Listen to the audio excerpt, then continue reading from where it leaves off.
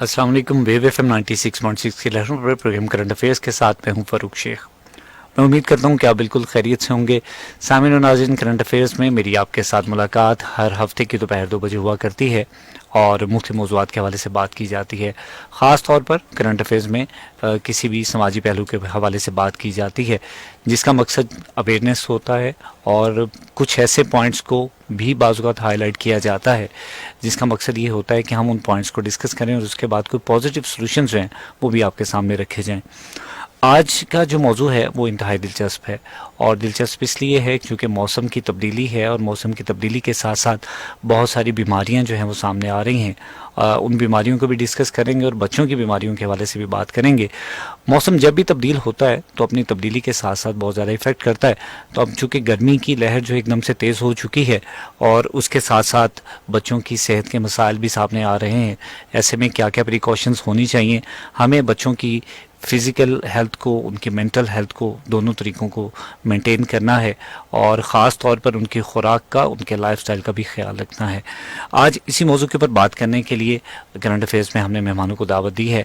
Programme में शामिल होने के लिए आप डायल करते हैं 0334 1966 966 यानी 03341 966 966। आपके कॉल्स और मैसेजेस जो हमें मौसूल होंगे उनको प्रोग्राम में शामिल करेंगे और अपने मेहमानों के साथ उन सवालात को शेयर भी करेंगे। मैं अपने आज के मेहमानों का आपके साथ तारुफ करवाता चलूँ जी। आज हमें ज्वाइन किया है डॉक्टर निसार साजिद साहब ने, जो चाइल्ड स्पेशलिस्ट हैं अजीज़ फातिमा हॉस्पिटल फैसलाबाद से इनका ताल्लुक़ है, और उनके साथ मौजूद हैं डॉक्टर मोहम्मद इरफान साहब जो असिस्टेंट प्रोफेसर मेडिसिन हैं अलाइड हॉस्पिटल फैसलाबाद से।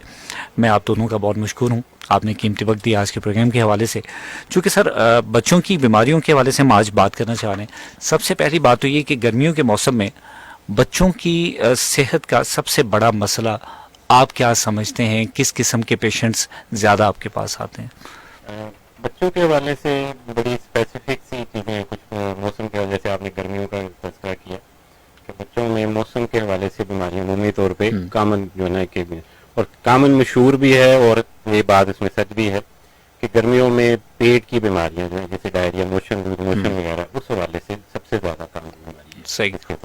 और इस वक्त भी आप देखेंगे हॉस्पिटल में, तो हमारे पास भी है, इस वक्त में हॉस्पिटल में भी और बाकी हॉस्पिटल में और मीडिया में भी आपने देखा होगा कि बहुत ज़्यादा केसेस जो है कि जैसे मीडिया में खास कर गैस्ट्रो के नाम से मशहूर होते हैं। बिल्कुल।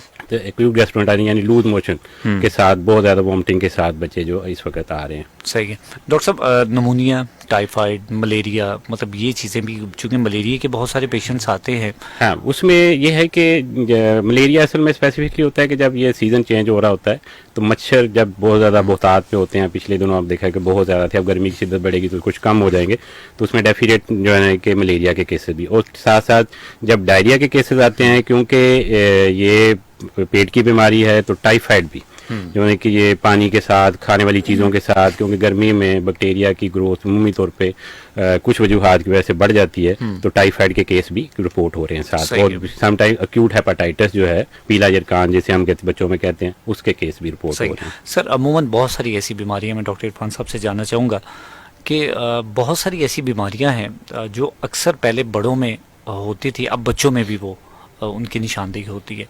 तो इस हवाले से आपसे जानना चाहूँगा कि कॉमनली क्या असरात ऐसे आए हैं सोसाइटी की वजह से या हमारी खुराक की वजह से कि अब जो चीज़ें बड़ों में आती थी अब बच्चों में वो हमें दिखती हैं?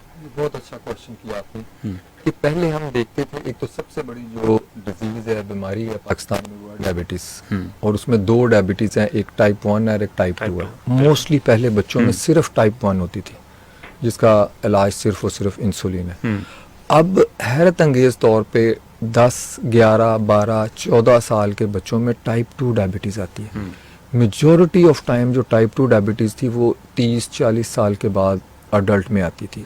लेकिन अब ये एक ट्रेंड बहुत चेंज हुआ है कि बच्चों में भी टाइप 2 डायबिटीज़ आ सके। और याद रखें ये टाइप 2 डायबिटीज़ होती है इंसुलिन रेजिस्टेंस की वजह से। इसमें इंसुलिन मौजूद होती है लेकिन वो सेल पे एक्ट नहीं कर सकती, अपना फंक्शन परफॉर्म नहीं कर सकती, उसके अगेंस्ट रेजिस्टेंस होती है। तो ये बीमारी बहुत ज़्यादा कॉमन हो गई है। दूसरे नंबर पर मोस्टली ये तस्वुर किया जाता है कि एस्थमा बड़ों की बीमारी है, लेकिन एस्थमा बच्चों में भी अब बहुत ज़्यादा आ रहा है। ख़ासकर ये पोलन की एलर्जी और ये जो गंदम कटाई का सीज़न अप्रैल मई में, इसमें बहुत ज़्यादा केस बच्चों के भी आते हैं। सही। जैसा दूसरा आपने नमूनिया का बताया कि मोस्टली हम सोचते थे कि नमूनिया बड़ों में ज़्यादा बूढ़ों में आता ज़्यादा होता है या बूढ़ों में मोस्टली होता था कि बूढ़ा है इस वजह से सर्दी या बहुत ज़्यादा गर्मी की वजह से नमूनिया हो गया, लेकिन अब ये बच्चों में भी नमूनिया के केसेस बहुत ज़्यादा आना शुरू हो गए। इसके अलावा कुछ मेल एब्जॉर्प्शन सिंड्रोम है, वो बच्चों में पहले भी कॉमन थे और अब भी ज़्यादा कॉमन हो गए। और एक सबसे अहम चीज़ ओबेसिटी, मोटापापन, ये पहले सिर्फ अडल्ट की बीमारी थी, बच्चों में हम बहुत कम देखते थे कि मोटापे का शिकार है, अब ओबेसिटी बहुत ज्यादा हो गई, जिसकी सबसे बड़ी वजह ये हमारा social media, YouTube, video games, mobile. Parents की एक ही ख्वाहिश होती है कि बच्चे को चुप करने के लिए मोबाइल दे देते हैं। मोबाइल देंगे वो 2-3 घंटे हमें तंग नहीं करेगा, लेकिन वो ना तंग करने की वजह से वो ओबेसिटी का शिकार होता है, और जब वो ओबेसिटी का शिकार होता है तो ब्लड प्रेशर भी उसको बहुत अर्ली एज में आ जाता है और टाइप 2 डायबिटीज भी बहुत अर्ली एज में आ जाती हैं। और ये दो ऐसी बीमारियां हैं जो सारी जिंदगी उसके साथ चलनी है। सही सर, एक कॉमन माइंडसेट होता है ब्लड प्रेशर का, आपने जिक्र किया। बहुत सारे लोग ये समझते हैं कि शायद बच्चों में ब्लड प्रेशर की इश्यूज नहीं होते, तो चूंकि बड़ों की बीमारी होती है तो बच्चों को हम कंसिडर भी नहीं करते कि बच्चों को ब्लड प्रेशर लो हो सकता है या हाई हो सकता है। क्या ऐसा मुमकिन होता है? बिल्कुल मुमकिन होता है। मसला मोस्टली ये अडल्ट की बीमारी समझी जाती है, और पाकिस्तान में जैसा कि हालिया सर्वे हुए हैं कि 45 ईयर से ऊपर हमारी हाफ पॉपुलेशन हाइपरटेंशन का शिकार है। लेकिन वही मैंने बताया कि sedentary lifestyle, obesity, fast food का इस्तेमाल, चिकनाई का इस्तेमाल, इन सब की वजह से ये डिजीजेस अर्ली एज में आना शुरू हो गई। सही है। इसमें मैं कुछ चीज़ ऐड करना चाहूँगा डॉक्टर फ्रांसिस की बात को सेकंड करूँगा कि यहाँ तक नमूनिया का तल्लुक है तो वर्ल्ड वाइड पूरी दुनिया में सबसे main cause of death in children in नमूनिया। अच्छा, यानी 19% डेथ्स जो हर साल बच्चों की होती हैं वो नमूनिया की वजह से होती हैं, और टोटल तकरीबन आप देखें कि 6 मिलियन डेथ्स हैं बच्चों की मुख्तलिफ डिजीज़ की वजह से, और उसमें तकरीबन 1.2 मिलियन जो हैं वो नमूनिया की वजह से होती हैं। और दूसरे जैसे आपने ब्लड प्रेशर की बात की, बाकी ये बड़ा आम सा एक कंसेप्ट है लोगों का, इवन पढ़े लिखे लोग भी जो होते हैं एजुकेटेड उनको भी पता होता।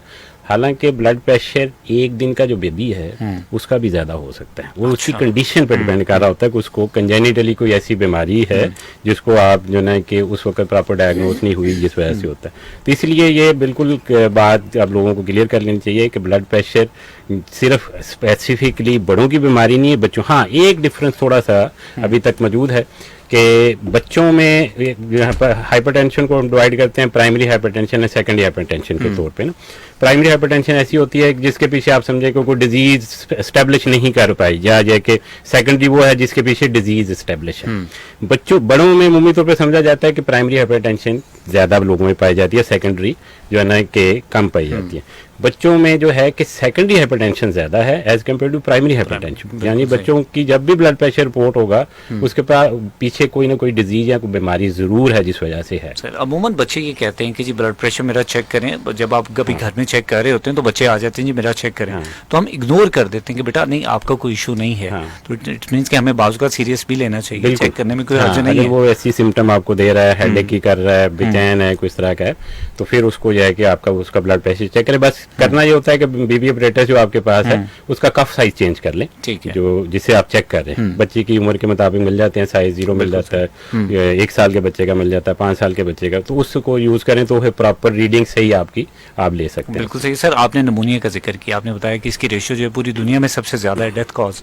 मैं कॉजेज के हवाले से जानना चाहूँगा, बुनियादी तौर पे क्या वजूहात होती हैं जिसकी वजह से नमूनिया इतना ज़्यादा पूरी दुनिया में फैल चुका है, और क्या इसके रेमेडीज़ की तरफ हम नहीं जाते या परमानेंट सोल्यूशन नहीं इसका कर सकते? बिल्कुल, ये बहुत ही अच्छा जो ना कि खास तौर पे हमारे कंट्री के हवाले से बहुत अच्छा क्वेश्चन है, और खास तौर पे डेवलपिंग कंट्री के हवाले से आप ये देखें कि अगर आप कभी इसकी रेशो देखें जो 1.2 मिलियन डेथ्स हैं, जो 19% डेथ्स हैं बच्चों की नमूनिया की वजह से, उसमें से 75% डेथ्स जो हैं उस जस्ट 15 कंट्रीज है, 15 ममालिक हैं दुनिया के जिनमें होती हैं, और उनमें पाकिस्तान एक शामिल है। और उसकी बड़ी वजह क्या है कि एक तो हम जो है कि हाइजीन का, सैनिटेशन का अपनी जगह पे प्रॉब्लम है, और दूसरा सबसे बड़ा है कि इग्नोरेंस ऑफ वैक्सीनेशन।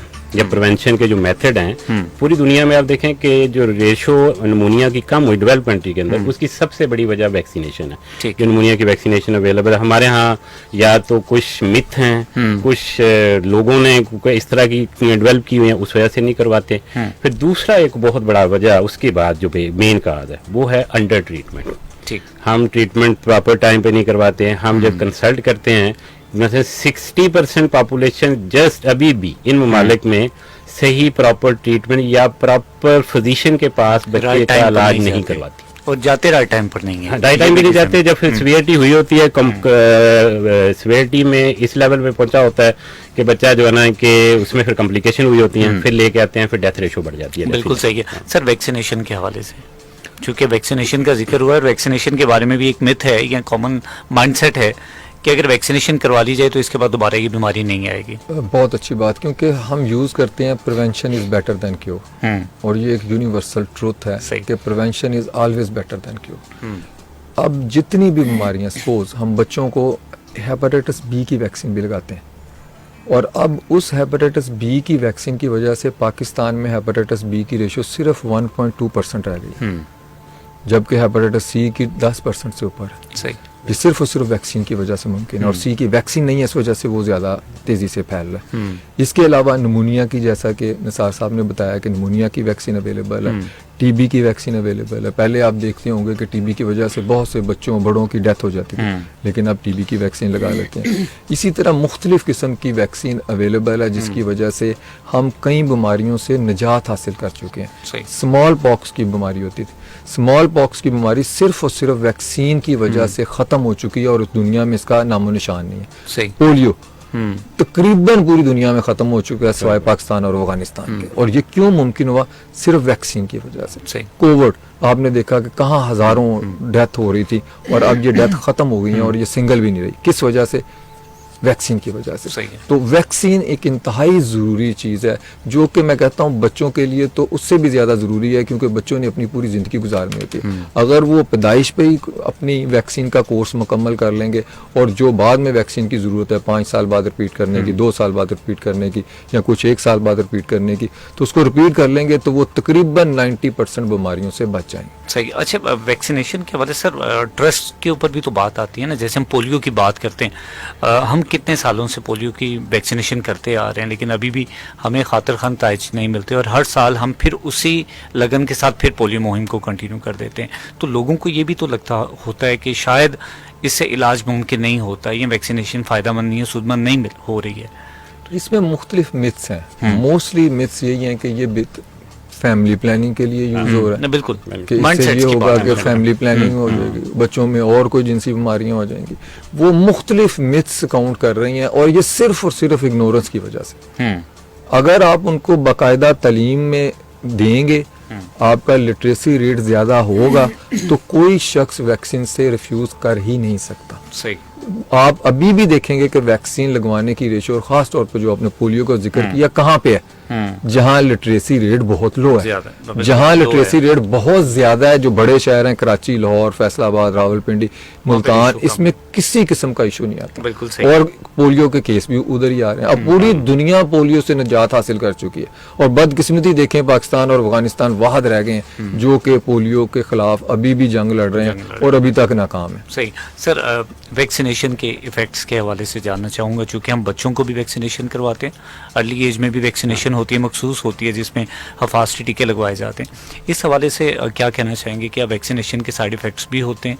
और बहुत सारे लोग डरते हुए भी वैक्सीनेशन नहीं करवाते हैं, तो थोड़ी इस हवाले से वैक्सीन, सबसे पहली चीज़, कोई भी चीज़ होती है ना, उसका ये हमें जज करना होता है कि इसका बेनिफिट कितना है और नुकसान कितना है। जिस चीज़ का सबसे ज़्यादा बेनिफिट होता है, नुकसान मिनिमम होता है, उसको हम अडॉप्ट करते हैं। हमेशा आम जिंदगी में भी यही है। वैक्सीन का बहुत कोई खास साइड इफेक्ट नहीं है, सिवाय इसके हाँ छोटा सा है कि बुखार हो जाता है बच्चों को, ठीक, जहाँ पे इंजेक्शन लगता है, कोई भी इंजेक्शन लगेगा उसकी पेन होगी, ठीक है, और वेरी लेस लाइकली कि वैक्सीन की वजह से एक बीमारी हो जाए, ठीक है। हाँ, ये है कि उसमें थोड़ी सी एहतियात ये होती है कि जब बच्चा बीमार है, किसी एक्टिव डिजीज का शिकार है, उस वक्त आप वैक्सीन ना करवाएं, वरना कोई खास साइड इफेक्ट नहीं है, बिल्कुल सेफ हैं। और जो है कि हल्का फुल्का बुखार होता है, वो बुखार के साथ हाँ कभी किसी बिल्कुल लेस देन 1% बच्चे ऐसे होते हैं जिनको जाना कि 1-2-3 दिन से ज़्यादा बुखार होता है, तो उसके बाद आप अपने फिजिशियन से कंसल्ट कर लें तो वो ठीक हो जाता सही। है। बल्कि बहुत से पेरेंट्स को मैं कहना भी चाहूँगा कि वो आते हैं हमारे पास, वो कंप्लेन ये करते हैं जब हम पूछते हैं वैक्सीन की डोज लगी इस माह की, नहीं जी वो इसलिए नहीं लगाई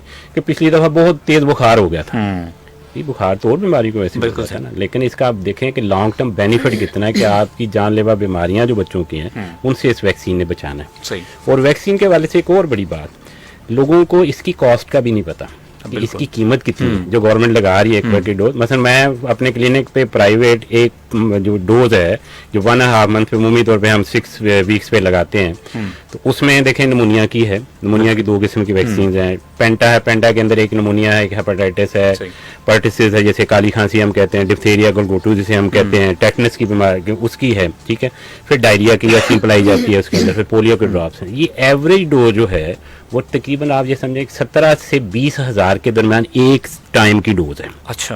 अगर आप प्राइवेटली करवाते हैं तो आप देखें कि गवर्नमेंट एक वक्त में कितना जो है ना कि बेनिफिट किसी तरीके से जिस तरीके से भी पहुंचा रही है, तो हमें एक तो कॉस्ट का भी नहीं पता और इसकी इफेक्टिवनेस का भी नहीं पता कि कितनी है। और ये कि जैसे डॉक्टर साहब ने कहा कि हेपेटाइटिस बी लेस देन 1% रह गया, और हेपेटाइटिस सी इसीलिए नहीं कंट्रोल हो पा रहा कि वैक्सीन नहीं है। बिल्कुल सही है सर। कुछ डिजीज ऐसे होते हैं जो कि सुना जाता है, ये भी हम अपने बड़ों से सुनते हैं कि एक दफ़ा लाजमी आपको कम से कम ये बीमारी से गुजरना पड़ता है। जैसे हम चिकन पॉक्स की स्मॉल पॉक्स की बात करते हैं, नहीं उसमें नहीं लाजमी नहीं है कि अगर आपकी प्रॉपर वैक्सीन है और वैक्सीन की कोल्ड चेन मेंटेन थी और एफिकेसी ठीक थी, फिर तो अगर आपकी इम्यूनिटी आ गई है तो फिर तो नहीं हो गया। अच्छा, दोबारा पॉसिबल होता है इसका, ऐसे मर्ज का दोबारा आना? नहीं, जो जैसे चिकन पॉक्स है पूरी जिंदगी में एक दफा होता है, मीजल्स है, खसरा जिसे हम कहते हैं, वो भी एक बार होता है। अगर हो गया तो दोबारा, हाँ उनकी लॉन्ग टर्म कुछ कॉम्प्लिकेशंस हैं वो बहुत रेयर होती हैं, कुछ बच्चों में होती हैं, तो वो मुमकिन तौर पे नहीं जो है ना कि दोबारा होगा।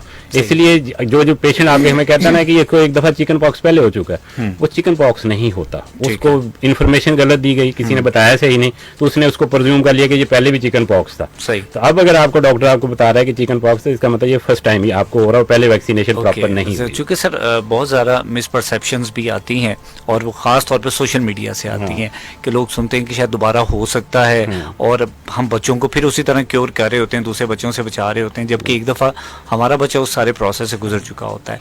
तो अल्टीमेट इम्यूनिटी के हवाले से मैं जानना चाहूँगा आप दोनों से कि सर इम्यूनिटी जो है, चूँकि कोविड का भी जब जिक्र किया आपने, तो कोविड की वैक्सीनेशन के बाद एक बड़ा सवाल ये था कि इम्यूनिटी पहले जैसी नहीं रही। तो अब क्या अल्टीमेट वैक्सीनेशन, कोई भी वैक्सीनेशन इम्यूनिटी इफेक्ट करती है या स्पेसिफिक कोविड के हवाले से ये रूमर थी? नहीं, वैक्सीन तो बेसिक इम्यूनिटी बढ़ाती हैं, अच्छा, कम नहीं करती। ठीक है, यही तो मेन ये एक मिसपरसेप्शन ये है ना लोगों की कि लोग जब देखें बीमार होते हैं, बहुत सारे लोग कहते हैं पहले मैं बीमार इतना ज्यादा नहीं होता था, अब ज्यादा होना शुरू हो गया हूँ, और जब से वैक्सीनेशन करवाई है तब से ये मामला हो गया। असल में प्रॉब्लम ये है ना कि कुछ मिथ ऐसी हैं, कुछ मिस इन्फॉर्मेशन है, कुछ ऐसी डिस इन्फॉर्मेशन है, कुछ सीना सीना ऐसी बातें। जैसे हम बच्चों को कहते हैं कि जब आप सॉलिड शुरू करवाते हैं तो आप ना इसको सबसे आइडियल दही है, योगर्ट है इसके लिए। लोग कहते हैं नहीं ये डॉक्टर साहब योगर्ट, इससे तो गला खराब हो जाता है, इससे तो रेशा पैदा होता है, इससे तो चेस्ट खराब हो जाती है। मैं उनको कहता हूँ देखिए बात ये है, अगर आप गाय का भैंस का दूध पिलाते हैं, जी बिल्कुल पिलाते हैं, अगर दही से एलर्जी हो, दही से रेशा पैदा, तो दूध से ज्यादा पैदा होना चाहिए। जो एलिमेंट जिसकी बुनियाद पे कहा जाता है वो आम दूध में ज्यादा होता है। काउ मिल्क प्रोटीन एलर्जी हम जिसे आम वैसे बोलते हैं, उसमें चेस्ट इन्फेक्शन दूसरा प्रॉब्लम है। दही सबसे कम हाइपोएलर्जिक डाइट है, लेकिन उसके बारे में बहुत है। वो सबसे जो अच्छी डाइट्स हैं, जब से कम एलर्जी होती है उसमें दही, उसमें केला, बनाना और उसमें चावल। तो तीनों के बारे में मिसकंसेप्शन पूरे माशरे में है कि सबसे ज्यादा रेशा पैदा करते हैं। हम छोटे बच्चों की खुराक में सबसे पहले यहीं से हाथ रोकते हैं। हाँ, बच्चे को दही भी नहीं देंगे, केला भी नहीं खिलाएंगे उसे। और सबसे हम आइडियली मेडिकली हम एडवाइस करते हैं दही शुरू करवाएं, राइस शुरू करवाएं, उसके बाद बनाना शुरू करवाएं। और आजकल के मौसम में गर्मियों में जब डायरिया का है, ये KYB डाइट है, खिचड़ी योगर्ट बनाना, KYB इसका डाइट है। और सबसे आइडियल डाइट इसके दौरान यही है कि बच्चों को चाहिए। सर मेडिसिन के हवाले से बच्चों को या बड़ों को जब मेडिसिन दी जाती है तो स्पेसिफिकली उसके ऊपर एज मेंशन होती है।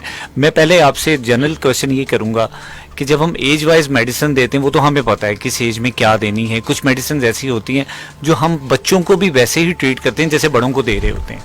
कोई सिरप्स हैं, कोई टैबलेट्स हैं, कैप्सूल्स हैं, तो क्या ऐसे मेडिसिन देनी चाहिए या नहीं देनी चाहिए? उसके इफेक्ट्स होते हैं, उसके पोटेंसी में डिफरेंस होता है, या फिर उसे हर्ज कोई नहीं होता? सबसे इम्पोर्टेंट चीज़ है किसी भी एज का, चाहे वो बच्चा है, बड़ा है, बूढ़ा है, किसी भी एज में सेल्फ मेडिकेशन नहीं करनी चाहिए। ठीक है। सेल्फ मेडिकेशन फ़ायदे की बजाय आपको नुकसान देगी। अब हमारे मुल्क में आपने देखा है कि एंटीबायोटिक रेजिस्टेंस बहुत ज़्यादा है। अब टाइफाइड के लिए सबसे अहम जो चीज़ होती है उसको सिप्रोफ्लॉक्सासिन कहते हैं, एंटीबायोटिक होती है, और जो पूरी दुनिया में यूज़ हो रही है, लेकिन पाकिस्तान में इसके अगेंस्ट तकरीबन 60% तक रेजिस्टेंस मौजूद है। हम दे ही नहीं सकते सिप्रोफ्लॉक्सासिन को कि वो रेजिस्टेंस है, वो तो पेशेंट को टाइफाइड में सूटेबल ही नहीं रहेगी। तो इस वजह से जब भी मेडिसिन देती है, ये हर मेडिसिन पर केजी के हिसाब से, ठीक है, किसी बच्चे का जितने केजी वेट है उस हिसाब से उसकी डोज कैलकुलेट करते हैं। डोज कैलकुलेट करके फिर उसको डिवाइड करते हैं कि अगर मॉर्निंग में देनी है, इवनिंग में देनी है, फिर उसको स्टार्ट करवाते हैं।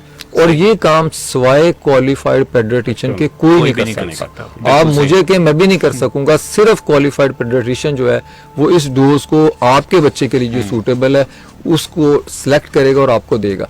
याद रखें, एंटीबायोटिक की अगर कम मिकदार यूज करेंगे तो वो एंटीबायोटिक रेजिस्टेंस कर देगी, और दोबारा वो मुनासिब मिकदार में भी देंगे तो उसका कोई इफेक्ट नहीं होगा। अगर ज्यादा मिकदार में बच्चे को दे दी तो उसके साइड इफेक्ट भी आने शुरू हो जाएंगे। बिल्कुल सही है। तो अंडर डोज और ओवर डोज दोनों नुकसानदेह है। इस वजह से खासकर बच्चों के लिए ये वेट बेस्ड मेडिसिन होती हैं, वजन के हिसाब से इसको कैलकुलेट करते हैं, और कभी भी सेल्फ मेडिकेशन ना करें।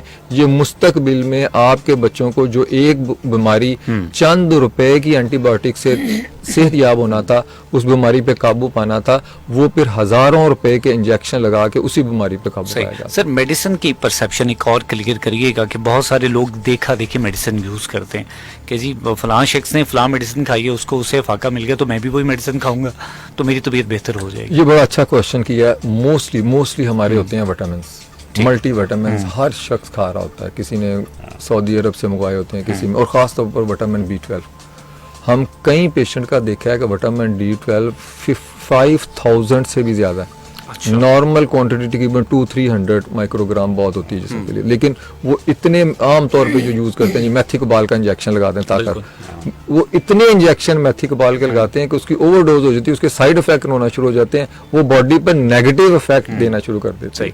तो इस वजह से ये कोई हर ताकत की मेडिसिन हर शख्स के लिए नहीं होती। जिसमें उस विटामिन की कमी है उसमें तो वो बहुत सूटेबल, उसमें बहुत मुफीद साबित होगी, और जिसमें उसकी कमी नहीं है और आप ओवरडोज दे रहे हैं उसमें उसके साइड इफेक्ट भी उतने ही ज्यादा होंगे और वो फायदे की बजाय उतना ही ज्यादा नुकसान देगी।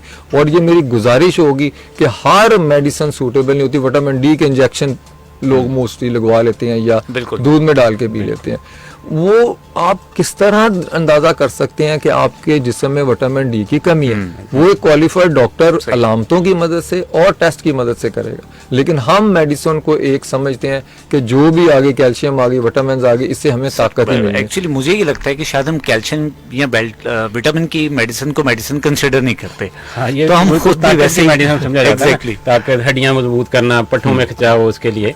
यहाँ तक मेडिसिन का डॉक्टर फार ने भी बात की ना कि सेल मेडिकेशन और इस तरीके से देखा देखी जो आपने सवाल किया। आप देखें कि जैसे कफ है, खांसी है, खांसी, अब लोग समझते हैं कि कफ सिर्फ एक ले लिया, जिस तरह की भी खांसी है उसके लिए, हालांकि कफ एक सिम्टम है, एक साइन जो ना कि किसी उसके पीछे एक बीमारी है।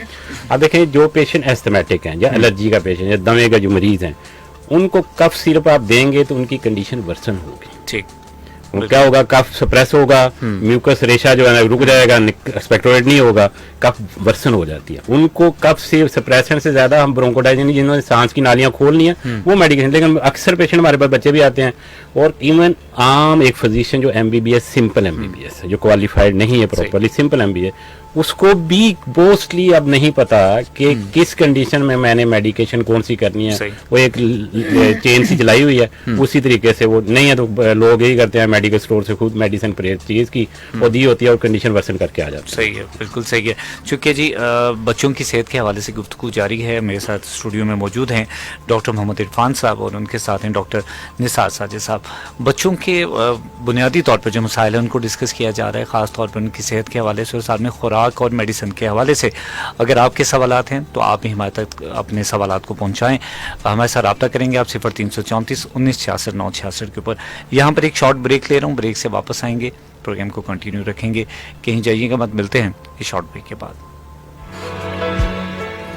University Medical and Dental College, it is one of the oldest private medical institutions of Pakistan. It was started in year 2003. There are few advantages of getting admission into our medical college. First of all, it's a category A medical college declared by Pakistan Medical Commission. Secondly, this is all women medical college. Our campus is all women. Our students are all females. Thirdly, we have a very busy hospital, that is Medina Teaching Hospital, which is attached to our medical college. So these are the main advantages of getting admission into University Medical and Dental College. The University Medical and Dental College has 500-bed tertiary care hospital. The medical department consists of the 2 medical units with its specialties of rheumatology, gastroenterology, nephrology, cardiology, psychiatry, and ICU. The department is also providing the academic services to the undergraduate students of final year MBBS of UMDC, where they come across various childhood illnesses including diarrhea, pneumonia, nutritional disorders, and many more. Students also get a chance of hands-on practice of various types of clinical skills that include the clinical methods as well as various medical procedures. Surgery department has a team of dedicated doctors, professors, associate professors, assistant professors and PGRs and house officers who are running a ward of over 100 beds and state-of-art operation theatre complex. Our surgical team is very keen in teaching students. Medical units and all the specialities, they are headed by the senior, competent and the trained teaching staff. Medical units and all the specialized units have state-of-the-art equipment where postgraduates are trained for their fellowship, membership, MCPS and MD programs, and all these programs they are recognized by the College of Physicians and Surgeons Pakistan.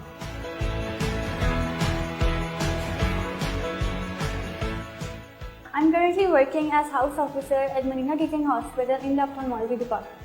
The ophthalmology department over here provides an immense amount of learning due to the influx of 300 to 400 OPD patients. We get to see many different cases over here and we learn about their management. Advanced levels of intellectual knowledge and depth of skills determines doctors' attitude towards patient life and concern, which this institute offers youngsters to fulfill their worst dream to become a part of future doctor community. Undergraduates during the period of study have rotation in all the specialities. This broadens their horizon and makes them successful in the practical life. We have produced the best and competent members of society in the form of doctors, dentists, physiotherapists and many other professionals who are working in Pakistan and abroad. We believe in achievement and maintenance of excellence in healthcare, education and research to serve the humanity, and we are continuously striving for that. UMDC helps in your educational and academic careers to flourish more in this advanced era of competition. We provide a curriculum that aims at fulfilling the objectives of professionalism and ethics. I welcome you all to a clinically oriented and a great learning experience. I am honored to be a part of this prestigious institute and would recommend young females to join it and serve their country as doctors passionately.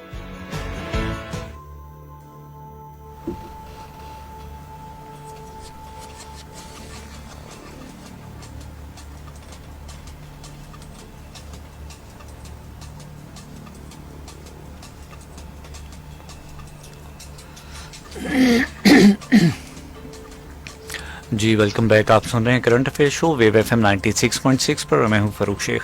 मेरा और आपका साथ रहेगा जी इंशाल्लाह 4 बजे तक। और आज हम बात कर रहे हैं बच्चों के सेहत के मसाइल के हवाले से। चूँकि मौसम में तब्दीली आ रही है और उसके साथ साथ सेहत के मसाइल जो हैं वो भी सामने आ रहे हैं, उनको डिस्कस किया जा रहा है।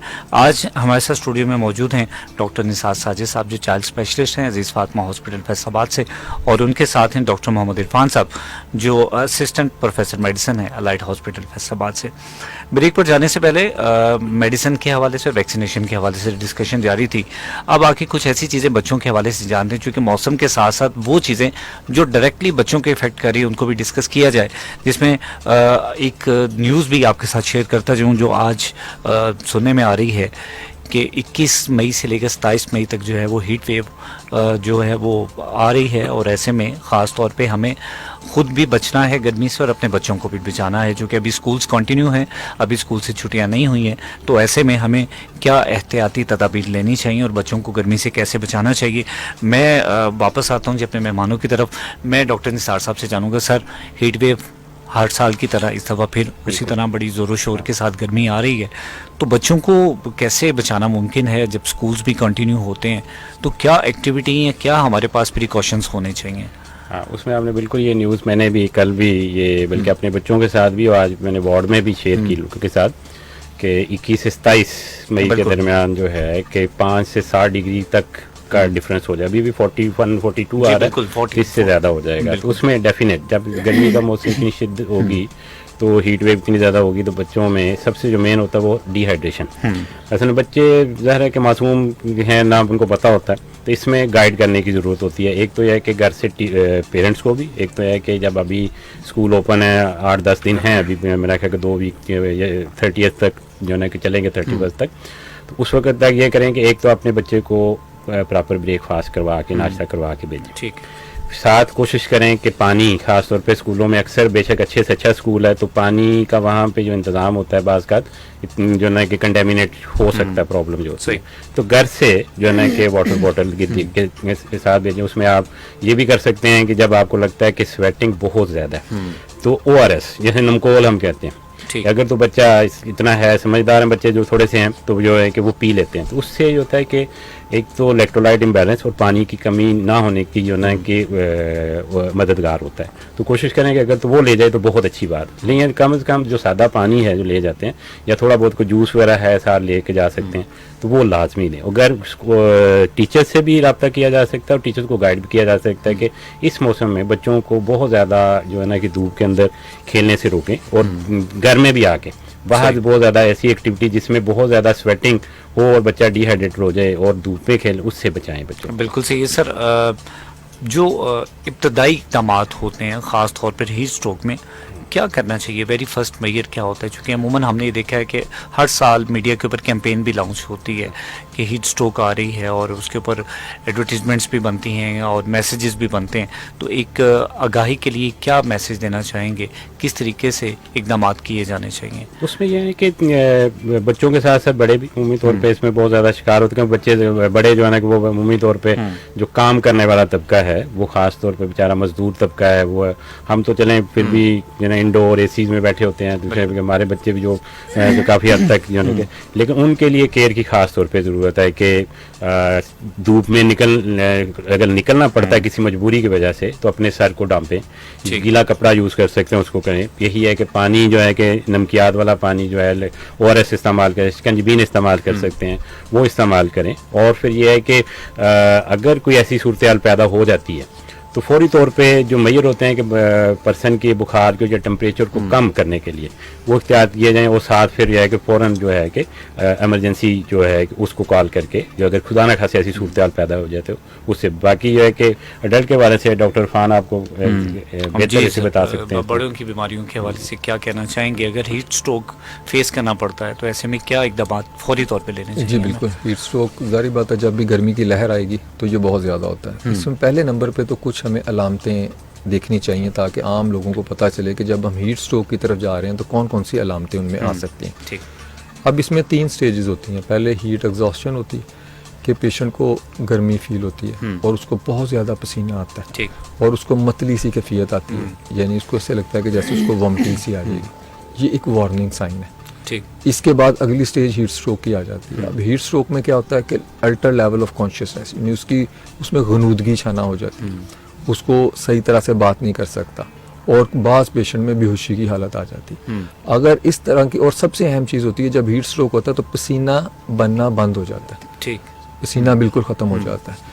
अब इस तरह की सिचुएशन जब आप देखें कि एक पेशेंट है गुनूदगी की हालत में है और उसको पसीना आना भी बंद हो गया और वो गिरा है, तो सबसे पहला काम उसको किसी छाँव वाली जगह पे लेके जाए, और उसके बाद उसके ऊपर अगर अवेलेबल हो तो ठंडा पानी डालें, नहीं तो कोई भी पानी उसको उसके ऊपर डाल देना चाहिए, ठीक है। और कोशिश करनी चाहिए कि जितना कम उसका टेम्परेचर कर सकें हमें करना पड़ेगा, ठीक है ना, वो उसको सूटेबल करें। अगर तो पेशेंट इतनी रेमेडी से होश में आ जाए तो उसे वाफर मिकदार में पानी पिलाएं, और जैसा कि उन्होंने बताया मिसाल साजिद साहब ने कि आइडियल ORS होता है, क्योंकि पानी के साथ नमकियात भी हैं। जब हमारे स्वेट ग्लैंड है, जब वो पानी खारिज करते हैं साथ नमकियात भी खारिज करते हैं, तो पानी के साथ अगर नमकियात देंगे तो वो उसकी जो वाटर रिप्लेसमेंट है वो बेहतर तरीके से कर सके। दूसरा, जब हीट स्ट्रोक हो तो मीठा पानी नहीं देना, क्योंकि नहीं देना, जब भी देना नमकीन पानी देना। इसकी वजह भी मैं आपको बता देता हूँ ताकि हमारी आवाम को पता हो और वो किसी भी हीट स्ट्रोक के पेशेंट को जूसेस वगैरह ये तरह की चीजें ना दे।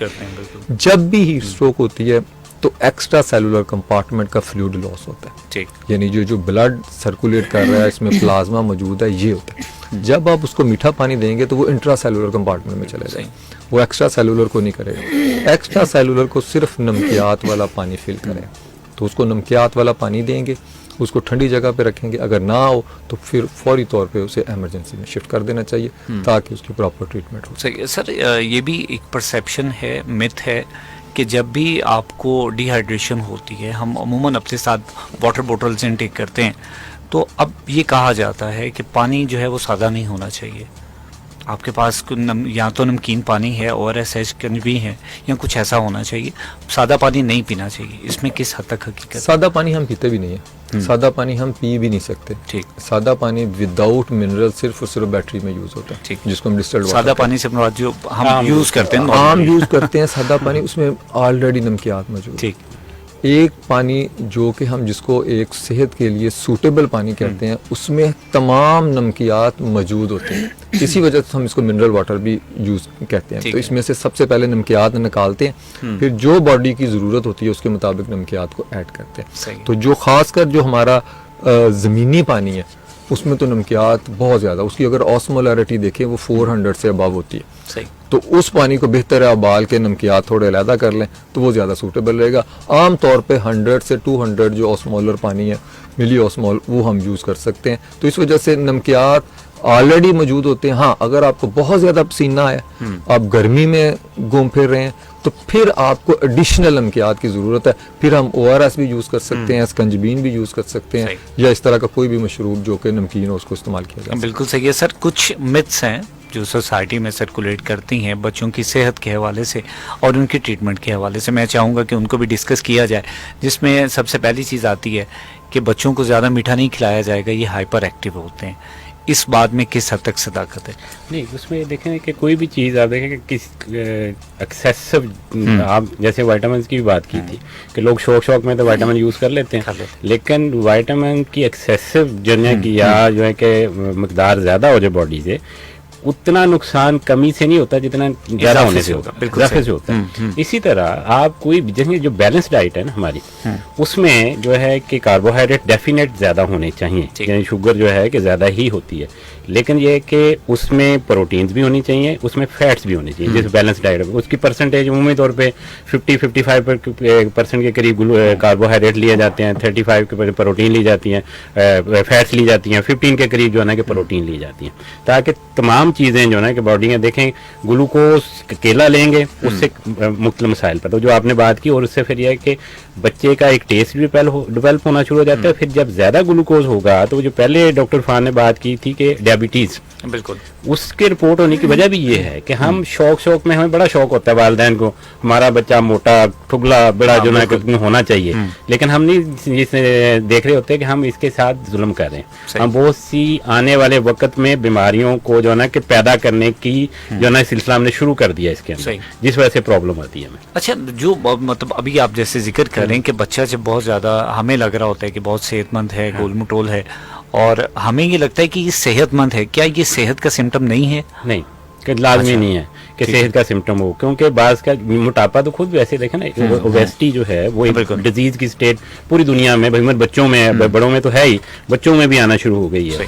मोटापा होना यानी कि कभी भी सेहत की अलामत नहीं होता। बच्चा वही है जिसका वेट एक नॉर्मल रेंज के अंदर है, बच्चा एक्टिव है, लेकिन उसके साथ साथ चीज़ों की डेफिशिएंसी नहीं है उसके अंदर। हम ये बज़ाहिरन तो देखते हैं मोटा, लेकिन जब पता है, जब उसको एग्जामिनेशन करते हैं, आयरन डेफिशिएंसी है, पेल है बच्चा बिल्कुल, ठीक है, स्वेटिंग उसको बहुत ज़्यादा होती है, विटामिन डी की डेफिशिएंसी है उसकी, ठीक है। तो हम जो है कि बात करने, उसकी वजह भी जो आपने पहले मीठा, वो कि हमने एक स्पेसिफिक डाइट पे जोर देते हैं जब पढ़ाई जा रहे होते हैं। मतलब बहुत से वालिदैन हमारे पास आते हैं, बच्चा उनका मोटा होता है, वेट उसकी एज के हिसाब से बल्कि ज़्यादा भी होता है, लेकिन जब वो आयरन डेफिशिएंट होता है, पूछते हैं जब भी आप क्या खिलाते हैं, ये जी माशाल्लाह 2 से 3 लीटर दूध पी लेता और कुछ खाता नहीं है।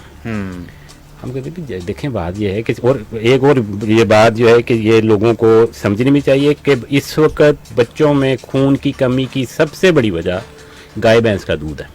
अच्छा, सही। सबसे बड़ी वजह गाय भैंस का, जो हम ज्यादा एक्सेसिव क्वांटिटी में पिलाते हैं, एक खास लिमिट से ज्यादा पिलाते हैं उसे। अब कंप्लेन क्या होती है कि 2-3 लीटर दूध तो पीता है, बाकी कुछ नहीं खाता जी, और इसको भूखा सिरप लिख दें। तो लेकिन सर ऑल्टरनेट ऑप्शन क्या हो सकती है? क्योंकि अगर दूध बच्चे के लिए बुनियादी खुराक है, तो अगर हम उसको वही नहीं देंगे तो उसमें खुराक है ना कि 6 माह तक तो बच्चे, माँ का दूध बच्चे की बुनियादी खुराक है, ठीक है। गाय भैंस का दूध गाय भैंस के बच्चे के लिए जरूर बुनियादी खुराक है, उसको जो है कि शुरू में खिलाना चाहिए, उसके बाद उसका चारा जो शुरू हो जाता है। 6 माह के बाद जो है ना कि माँ का दूध भी पीने वाला बच्चा, जो उसको अगर बुनियादी तौर पे आप वीनिंग, जैसे हम कह रहे हैं ठोस गुज़ार शुरू या सॉलिड शुरू करवाना, अगर आप प्रॉपर तरीके से शुरू नहीं करवाते तो उसकी वजह से मुख्तलिफ डेफिशिएंसी होना शुरू, सही है। वो फिर यह है कि डेफिनेट वो होता है कि दूध पिलाना जो है ना खास तौर पर बड़ा आइडियल समझा जाता है कि दूध ये एक मुकम्मल नहीं, दूध बिल्कुल मुकम्मल ग़िज़ा नहीं। हाँ, खुराक का पार्ट जरूर है, बहुत इंपॉर्टेंट पार्ट है, लेकिन मुकम्मल ग़िज़ा नहीं है। सही है सर। कुछ बच्चे जो होते हैं उनको क्रेविंग होती है बहुत ज़्यादा, तलब हो रही होती है कुछ मीठा मिल जाए खाने को, और चॉकलेट्स होंगी, वो कैंडीज होंगी या कुछ और मीठा जो घर में अक्सर वो बनवाते हैं, तो उसमें किस हद तक नुकसानदेह होता है या फ़ायदेमंद है? नहीं, देखें ना, पहली वही बात हुई ना कि मीठा या कोई भी चीज़ और भी आप एक ही तरफ चलेंगे तो दूसरी चीज़ों की डेफिशिएंसी हो जाएगी, ठीक है। जब ये बेसिकली अक्सर ये होता है कि हमने आदत डाली होती है, बच्चों को इजी एसेसेबल हैं चीज़ें, और ये कि आसानी के साथ वो बच्चे जाते हैं, चॉकलेट बड़ी पसंद है, लेकिन उसके बाद जो है ना कि उसके फिर जो नुकसानात हैं मोटापे की सूरत में, और दूसरा एक और बड़ी वजह ये चॉकलेट और कैंडीज और मीठे की वजह से जो दांतों को कीड़ा लगना आम तौर पे कहा जाता है, डिके का प्रोसेस, वो सबसे बड़ी वजह ही चॉकलेट या कैंडी में चिपक जाती हैं दांतों के साथ। और खासतौर पर जब रात को बच्चा सो के खा के सोता है तो वो एसिड में कन्वर्ट होती है। वो एसिड बेसिकली दांत का जो एनामल है उसको डैमेज करता है। वो कीड़ा जो कैविटी बनती है बेसिकली उस वजह से बनती है। बैलेंस रखें हर चीज में, चॉकलेट खिलाएं, जरूर खिलाएं, ये नहीं है कि नहीं बिल्कुल नहीं खिलानी चाहिए, खिलानी चाहिए, लेकिन हर चीज की एक लिमिट है, उससे ज्यादा नहीं होनी चाहिए। हर चीज को बैलेंस करें आप। सर बच्चों में चूँकि पेट की बीमारियां होती हैं, ख़ास तौर पे ये भी आजकल बहुत कॉमन है कि पेट में कीड़े वगैरह बनते हैं बच्चों के, और ये भी एक मिथ है कि शायद ये मिथ है या हकीकत है, आप बेहतर बता सकते हैं कि अगर इसका इलाज करना है तो आपको थोड़ी पूरी फैमिली का ट्रीटमेंट करना पड़ेगा। क्या कहना चाहिए? उसमें लाजमी नहीं है, लेकिन ये कि लेकिन उसमें कुछ हद तक इस वाले से हकीकत कहा जा सकता है कि पानी की सप्लाई जो हमारी है, क्योंकि पेट के कीड़े अमूमी तौर पे पैदा पेट में उस वजह से होते हैं जब मुंह के जरिए हाथ के जरिए ट्रांसफर होती है, उसके अंडे या समझ लें आप सादा अल्फाज में वो ट्रांसफर होते हैं। बच्चे मिट्टी में खेलते हैं, बच्चे गंदी जगहों पे हाथ लगाते हैं, वो जो हाथ मुंह में डालते हैं या पानी के अंदर इस तरह की शामिल है चीजें, तो वो होती ये नहीं, लेकिन ये लाजमी नहीं है कि सब में ही कीड़े होंगे, और ये भी नहीं है जैसे हम समझ लेते हैं कि मैं डॉक्टर हूं तो मेरे पेट में कीड़े नहीं हो सकते, मेरे पेट में भी हो सकते हैं। लेकिन क्योर करने के लिए फैमिली मेंबर्स को भी प्रिकॉशंस उतना ही जरूरी है। वैसे तो आप वैसे इंडिकेशन है कि जो अंडर डेवलप कंट्रीज हैं या डेवलपिंग कंट्रीज हैं जहां पे पानी की सप्लाई सैनिटेशन का इशू, वहां पे हर 6 माह के बाद डीवम कर देना चाहिए। ठीक ठीक, बिल्कुल सही है। और जितनी की डोज उसकी दी जाती है उसका कोई साइड इफेक्ट नहीं है। बिल्कुल सही है।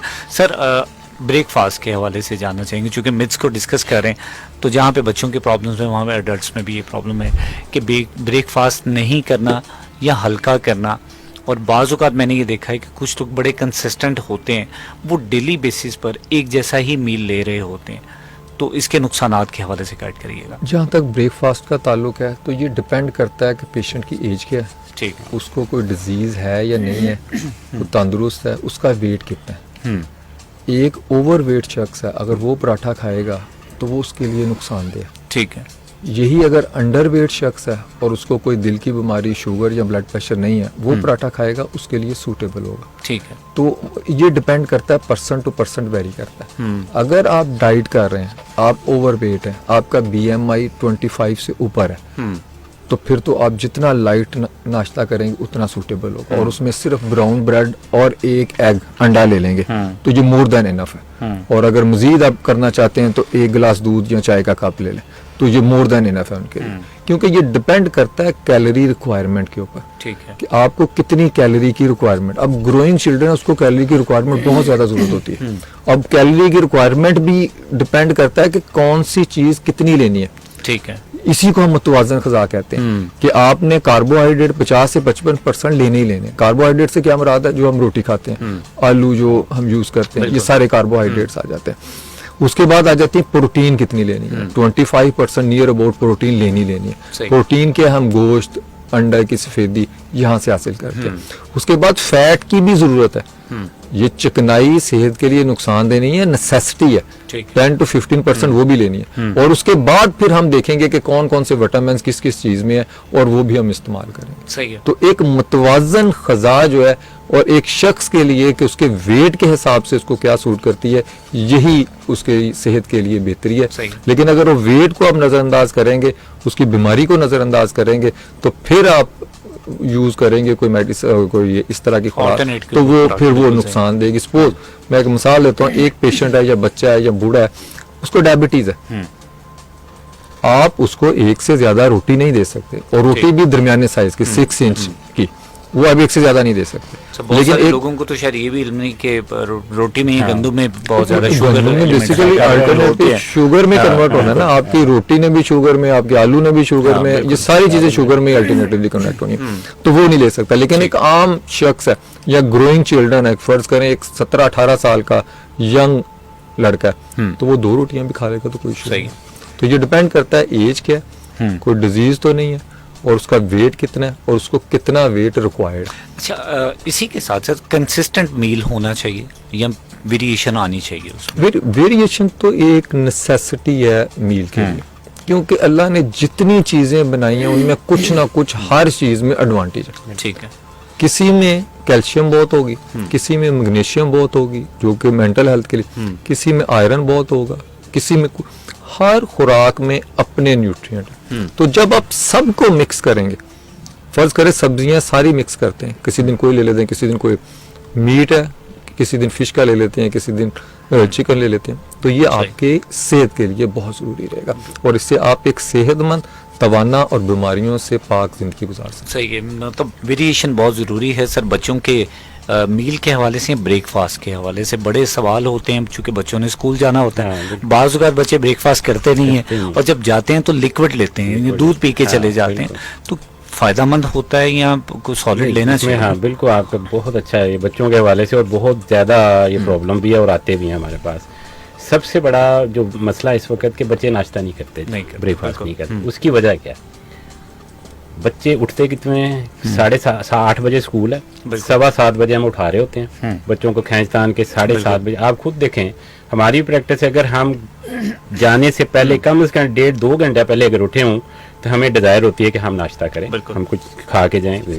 बच्चों के साथ भी यही मामला है कि जब आप बच्चों को बिल्कुल एंड टाइम पे उठाएंगे, बच्चे को एक तो दिमाग में स्कूल की टेंशन, उठने की टेंशन है, दूसरा फौरी तौर पे जो है ना कि आपको डिजायर नहीं होती। फिर दूसरा ये कि बच्चा देखें, बच्चे ने ग्रोइंग एज है एक तो बच्चे की, एक्टिविटी उसकी ज़्यादा है, दूसरा उसने पढ़ना जाके और चीज़ें, एक बहुत से सब्जेक्ट्स हैं पढ़ने हैं उसने। जब आपकी बॉडी में एनर्जी नहीं होगी तो बच्चा कहाँ होगा? वहाँ सुस्त होगा, ढीला होगा, कंसंट्रेशन नहीं होगी, बात को सही पिक नहीं करेगा, तो ये प्रॉब्लम। दूसरी एक और बात बड़ी अहम जो अंडे के हवाले से है, ख़ास तौर पे कि लोग कहते हैं गर्मियों में अंडा नहीं खाना चाहिए, ठीक है। और इसी वजह से हमने देखा है कि सर्दियों में अंडों की कीमत बढ़ जाती है, गर्मियों में कम हो जाती है, इसलिए कि कंजप्शन कम होती है।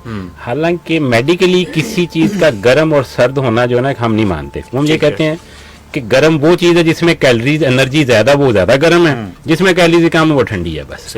और ये अंडा एक ऐसी मुतवाज़िन ग़िज़ा है कि जो सर्दी हो या गर्मी हो, बच्चों को और बड़ों को, सिवाय कि जो स्पेसिफिकली को प्रॉब्लम है एग योक से या किसी को प्रॉब्लम है, तो वो उनके अलावा सबको ही, और ब्रेकफास्ट सबसे आइडियल टाइम होता है कि जिस वक्त उसको करवा के भेजा जाए, साथ दिया जाए, लेकिन वेरिएशन होनी चाहिए। आप देखें ना, एक चीज से तो आप खुद भी तंग पड़ जाते हैं। आप देखें कि हफ्ते के बाद इतवार की छुट्टी या फ्राइडे की छुट्टी इसलिए रखी जाती है कि आप खुद भी उस रूटीन से तंग पड़े होते हैं ताकि ब्रेक आ जाए। तो बिल्कुल सही। खाने में भी ये वैरायटी होनी चाहिए सर, चेंज करें आप।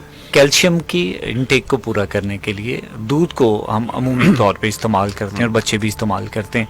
तो कैल्शियम के लिए जब चूंकि हमें खालिस नहीं मिलता, अब खालिस नहीं मिलेगा तो इसका मतलब बीमारी है उसमें कोई ना कोई। तो ऐसे में कौन सी ऐसी ऑप्शन है जो हम अपनी रूटीन बेसिस में बच्चों को उस तरफ लेकर आएं कि उनकी कैल्शियम डेफिशिएंसी को पूरा किया जा सके? देखिए, सबसे आइडियल तो आपने भी बात की दूध है, उसके बाद अंडा एक बहुत अहम है, इसके अंदर इसके अलावा जो है कि बहुत सी और डाइट्स जो रूटीन में हम यूज़ करते हैं, सीरियल्स हैं, छोटे बच्चे उनके लिए सीरियल यूज़ कर रहे होते हैं। वैसे अब जो है कि बाकी जो रूटीन की डाइट्स हैं उनमें नहीं है, तो बहुत ज़्यादा कैल्शियम जो है ना कि अगर एक नॉर्मल है तो उससे ज़्यादा देने की ज़रूरत नहीं है। अगर एक बच्चा एक गिलास दूध रोज़ाना का, जो है कि बड़ा बच्चा है वो एक कप दूध भी ले लेता है तो उसके लिए काफ़ी सफिशिएंट होता है, उससे ज़्यादा उसको सप्लीमेंट करने की ज़रूरत भी नहीं है। हाँ, अगर डेफिशिएंसी है तो वो फिर आप ओरल फार्म में, मेडिसिन फार्म में भी जो है अवेलेबल है, वो भी दे सकते हैं आप उसको। बिल्कुल सही सर। स्विमिंग के हवाले से, चूँकि प्रोग्राम से पहले भी हम डिस्कस कर रहे थे ये पॉइंट को कि चूँकि अब गर्मी है, गर्मी तेज़ी से बढ़ती जा रही है, तो स्विमिंग पूल्स और ऐसी एक्टिविटीज़ में आप बच्चों को भी इन्वॉल्व देखेंगे, नौजवान भी हैं, बड़े भी हैं। तो ख़ास तौर पर क्या इक़दामात लेने चाहिए अपनी खुराक को देखते हुए कि हमने पूल में जाना है? बीमारियां तो चलें साथ में होती हैं बाज़ औक़ात कि आपको साफ़ सुथरा इन्वायरमेंट मिलता है तो हम शायद बीमारियों से बच जाएंगे, अदरवाइज़ खुराक किस हद तक मुतासिर करती है? पूल में जाने से पहले कब तक हमें कुछ खाना है या नहीं खाना है, या बाद में कितनी देर के बाद खाना खाना चाहिए? जहाँ तक स्विमिंग है, एक बात तो याद रखें, सबसे बेस्ट एक्सरसाइज स्विमिंग है। ठीक, जितने अज़ा इसमें इन्वॉल्व होते हैं किसी और एक्सरसाइज में इन्वॉल्व नहीं हो सकते। तो ये तो है कि स्विमिंग एक नेसेसिटी है। अगर कोई स्विमिंग करता है तो इट मीन कि वो सबसे बेस्ट एक्सरसाइज कर रहा है। सही है। अब डिपेंड करता है कि आप स्विमिंग कहाँ पे कर रहे हैं। अगर तो आप कनाल रोड पे स्विमिंग कर रहे हैं तो इसमें तो स्वाय जरासीम के आपको कुछ हासिल नहीं होगा, आप जल्द की बीमारियों का भी शिकार होंगे। जारी बात है, स्विमिंग के दौरान पानी आपके मुंह में जाना है, आप अंतड़ियों के इन्फेक्शन का भी शिकार होंगे, आप टाइफाइड का भी शिकार होंगे, आप मुख्तलिफ बीमारियों का शिकार होंगे। लेकिन एक अच्छी क्वालिटी का जहाँ पर वाटर क्लोरीनेशन अवेलेबल है और पीरियडिकली इसको चेंज किया जाता है, वहाँ पर स्विमिंग करेंगे तो वो आपकी सेहत के लिए बहुत सूटेबल होती है।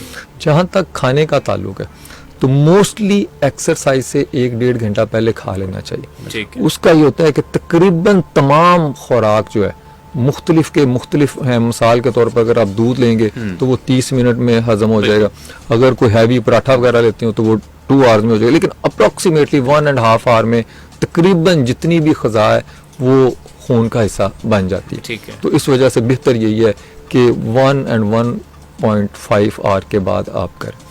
जहाँ तक है स्विमिंग के बाद, तो स्विमिंग के बाद आप ले सकते हैं, आप एग्जॉस्ट होते हैं, आप कोई भी एनर्जी के लिए जूसेस भी ले सकते हैं, मिनरल वाटर भी ले सकते हैं और कोई नमकीन पानी भी ले सकते हैं, तो वो आप ले सकते हैं, उसमें किसी किस्म की। सर सेम बच्चों की सेहत के हवाले से स्विमिंग के इक़दामात या फिर डाइट को अगर हम साथ में देखें तो स्विमिंग के लिए किस हद तक हम उसको प्रिकॉशंस में ला सकते हैं कि हम एहतियात भी करें, बच्चा स्विमिंग को एंजॉय भी करे? स्विमिंग जैसे डॉक्टर खान ने कहा, इस्लामी पॉइंट के हवाले से भी स्विमिंग जो है वो जिनको सीखने के लिए कहा गया कि ये हर इंसान को आनी चाहिए या मुसलमान को ख़ास तौर पे, क्योंकि सबसे बेहतरीन एक्सरसाइज, बिल्कुल कोई शक नहीं कि सबसे अच्छी फिजीक और सबसे ज़्यादा स्टेमिना उन्हीं लोगों का होता है जो स्विमिंग करते हैं। बच्चों के लिए बहुत अच्छी चीज़ है, अगर करवा सकते हैं, अगर लेकिन प्रिकॉशन वही है जो डॉक्टर खान साहब ने बताई ना कि अगर आप नहर पर करवाएंगे या कहीं पर तो वहाँ पर फायदे की बजाय नुकसान होने के चांसेस ज़्यादा। तो ये कि अगर तो आपका बच्चा किसी ऐसी जगह अवेलेबल है तो ज़रूर करवाएं। बाकी डाइट के हवाले से बिल्कुल वैसे ही है कि ये नेचुरल है, बच्चों में भी बड़ों में भी, कि करने से पहले, एक्सरसाइज करने से पहले कम से कम 1.5 घंटे से 2 घंटे आपने डाइट ले ली है तो वो बॉडी का हिस्सा, आपकी बॉडी को एनर्जी भी प्रॉपर प्रोवाइड करेगी। आप जब स्विमिंग करवाएंगे बच्चे को तो बच्चा जल्दी फटीग नहीं होगा, थकेगा नहीं, और करने के बाद तो आप जाने के वही एक रूटीन में जितना थोड़ा बहुत आप बच्चे की ज़रूरत के मुताबिक लिक्विड्स हैं, जूसेस हैं, वो दे सकते हैं। ठीक है, लेकिन यह कि स्विमिंग करने के लिए एनर्जी का बहाल होना ज़रूरी है, लेकिन फौरी तौर पर खाना खाया भी उसके बाद स्विमिंग वो बात का नुकसान देती है। बिल्कुल सही सर। मेंटल हेल्थ को देखते हुए गैजेट्स को बच्चे यूज़ करते हैं, टेलीविज़न को यूज़ करते हैं, बड़ा क्लोज बैठ के देखते हैं, तो अल्टीमेट क्या जो उनकी जहनी सेहत है वो किस हद तक मुतासिर होती है जितना क्लोज इंटरेक्शन उनका होता है? ये जिसे हम स्क्रीन टाइम कहते हैं, स्क्रीन टाइम में अब ये है कि मोबाइल, टैब, टीवी, कंप्यूटर, ये सारा कलेक्टिव लिया जाता है इसके अंदर। आइडियल सिचुएशन तो ये है कि 5 साल से नीचे जो बच्चा है उसका स्क्रीन टाइम 0 होना चाहिए असूली तौर पे। उससे बड़ा बच्चा जो है उसका मैक्सिमम स्क्रीन टाइम 2 घंटे से ज़्यादा नहीं होनी चाहिए, उससे सारा कुछ है। लेकिन अब आप क्या देखते हैं, 8 महीने का बच्चा है, उसके आगे पॉइंट लगाई हुई है, उसके आगे कुछ लगाया, उसको फीड करवा रहे हैं, ठीक है। वो बच्चे ये होता है कि 10 महीने का होता है, जब वो थोड़ा सा अंडरस्टैंड करना शुरू करता है, उसके बाद वो उसके बगैर लेता ही नहीं लेता, बिल्कुल। आपने इतना उसको हैबिचुअल कर दिया होता है, और उसके बाद भी जो नहीं, उससे क्या मसाइल पैदा हो रहे हैं। बहुत से बच्चे हमारे पास आते हैं, पेरेंट्स कंप्लेन करते हैं, जी बच्चा हमारा बोलता बहुत कम है, सही, बच्चा हमारे साथ खेलता नहीं है, बच्चा अलहदा बैठा रहता है, बच्चा जो है ना कि सही तरीके से बिहेव नहीं करता, दूसरे बच्चों के साथ घुलता मिलता नहीं है, दूसरे बच्चों को खेलने नहीं देता। और उसके पीछे आप जब भी इंक्वायर करें, इन्वेस्टिगेट करेंगे, सबसे बड़ी वजह इस वक्त मोबाइल और स्क्रीन टाइम है। बिल्कुल सही है। और बहुत से बच्चे मेरे पास ऐसे हैं जिनको ये प्रॉब्लम था, जब उन पे बैन करवाया उन्होंने 0 कर दिया, बहुत से पेरेंट्स ने। सही। जब किया तो वो हुआ कि वो बच्चा एक बिल्कुल नॉर्मल बच्चों की तरह, जो पहले लगता था कि शायद ये आर्टिस्टिक है, ऑटिज्म का शिकार है या किसी और दिमागी मसले का शिकार है, वो बिल्कुल नॉर्मल बच्चे के बिहेव, उसकी स्पीच भी बेहतर हो गई, वो बच्चे ने आम बच्चों के साथ खेलना भी शुरू कर दिया। तो इस हवाले से बहुत, और फिर और बड़े मसाइल, नजर के मसाइल बहुत ज्यादा पैदा हो रहे हैं बच्चों को। नजर जो है कि आप छोटे छोटे बच्चे देखे होंगे, चश्मे लगे हुए हैं, नजर के चश्मे लगा रहे हैं, देखा नहीं। इस पे जरा पेरेंट्स को खास तौर पे कि मोबाइल मिनिमम कर दें, बल्कि 5 साल से नीचे तो 0 कर दें, रखे ना इसको। ये ना कि ये खेलने के लिए, दूध पिलाने के लिए, हाँ थोड़ी सी मेहनत कर लें, दूसरी बीमारियों से बचाने के लिए। और असल में होता है कि हमारे लिए बड़ा आसान होता है कि बच्चे को मोबाइल की फोन लगा के बिजी कर दिया। चूंकि जी बच्चों की सेहत के हवाले से बात, बड़ी खूबसूरत बात की डॉक्टर निसार साहब ने कि हम बच्चों को अपने कंफर्ट के लिए मोबाइल दे देते हैं, गैजेट दे देते हैं, और उसके बाद प्रॉब्लम्स बच्चे की जब बढ़ जाती हैं तो हमें अंदाज़ा नहीं होता है। तो हमें इस चीज़ की केयर करनी चाहिए बीइंग दी पेरेंट। और जहाँ तक खुराक की बात है, बच्चों की ब्रेकफास्ट की बात है, जिन डिफरेंट मिथ्स को सर के साथ डिस्कस किया मैंने दोनों डॉक्टर साहिबान के साथ कि क्या मिथ्स हैं और उनको कैसे सॉल्व आउट किया जा सकता है। ख़ास तौर पे ब्रेकफास्ट के हवाले से बच्चों को लाजमी ब्रेकफास्ट दिया करें जब स्कूल जाते हैं, और ख़ास तौर पे गर्मी के दिनों में उनके जो मील को है वो ख़ास तौर पे मेंटेन करें। यहाँ पर एक शॉर्ट ब्रेक ले रहा हूँ, ब्रेक से वापस आएंगे, गुफ्तगू को जारी रखेंगे, कहीं जाइएगा मत। मिलते हैं इस शॉर्ट ब्रेक के बाद।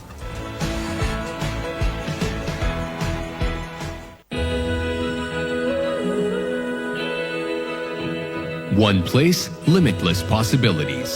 The University of Faisalabad offers IT, engineering, social sciences, literature, art and design, law, medical, and allied health sciences.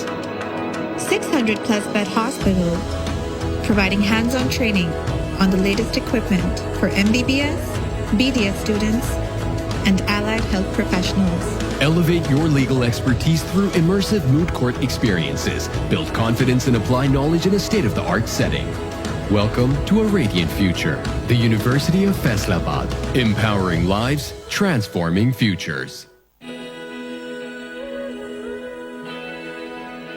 The University of Faisalabad, ranked top 50 in QS Asia. Ranked 301 to 400 globally. And among top 5 in Pakistan for quality education by Times Higher Education Impact Rankings.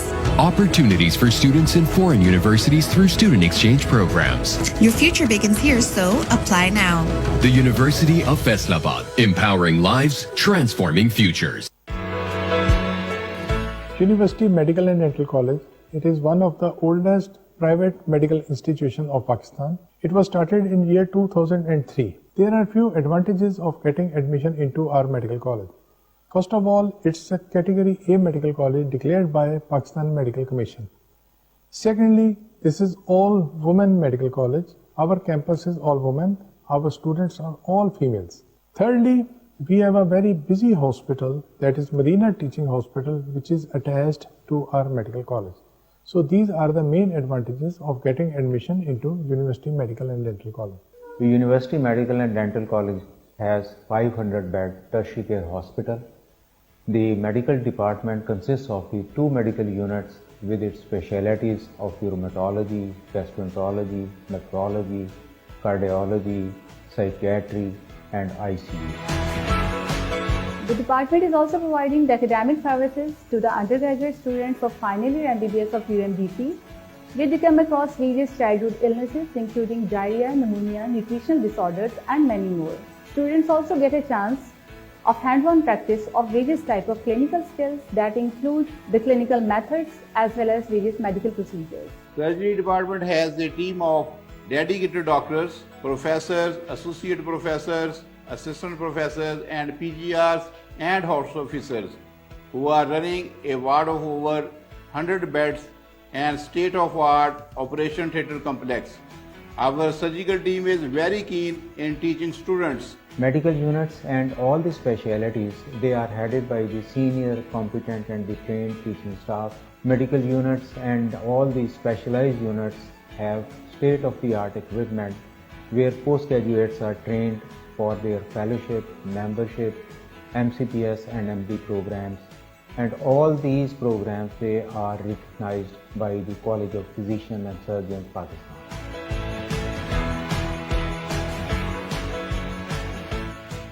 I'm currently working as house officer at Marina Teaching Hospital in the ophthalmology department. The ophthalmology department over here provides an immense amount of learning due to the influx of 300 to 400 OPD patients. We get to see many different cases over here and we learn about their management. Advanced levels of intellectual knowledge and depth of skills determines doctors' attitude towards patient life and concern, which this institute offers youngsters to fulfill their worst dream to become a part of future doctor community. Undergraduates during the period of study have rotation in all the specialities. This broadens their horizon and makes them successful in the practical life. We have produced the best and competent members of society in the form of doctors, dentists, physiotherapists, and many other professionals who are working in Pakistan and abroad. We believe in achievement and maintenance of excellence in healthcare, education, and research to serve the humanity, and we are continuously striving for that. UMDC helps in your educational and academic careers to flourish more in this advanced era of competition. We provide a curriculum that aims at fulfilling the objectives of professionalism and ethics. I welcome you all to a clinically oriented and a great learning experience. I am honored to be a part of this prestigious institute and would recommend young females to join it and serve their country as doctors passionately.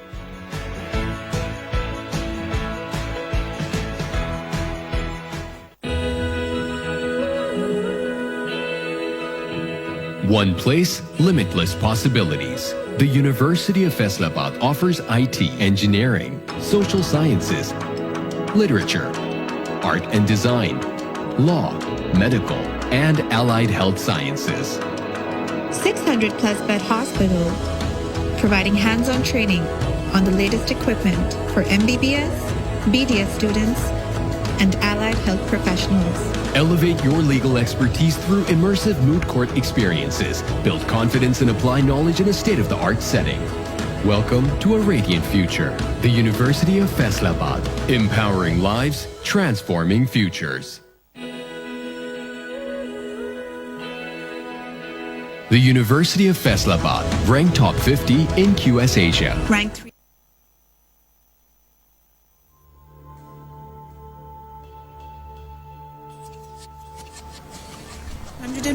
to 400 globally, and among top 5 in Pakistan for quality education by Times Higher Education Impact Rankings.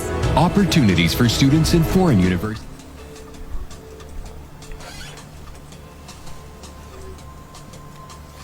Ji welcome back. आप सुन रहे हैं current affair show wave FM 96.6 पर और मैं हूं फरूक शेख। मेरा और आपका साथ रहेगा जी इंशाल्लाह 4 बजे तक। आज हम बात कर रहे हैं जी बच्चों की सेहत के हवाले से कि जो मसाइल हैं उनको डिस्कस किया जा रहा है सेहत के हवाले से, ख़ास तौर पे उनकी फ़िज़िकल फ़िटनेस को देखते हुए और उनकी जहनी सेहत को देखते हुए जो मसाइल दरपेश होते हैं उनकी खुराक के हवाले से। अब चूँकि गर्मी भी तेज़ी से बढ़ी है उस हवाले से जो चीज़ें मुतासिर कर रही हैं उनको भी डिस्कस किया जा रहा है।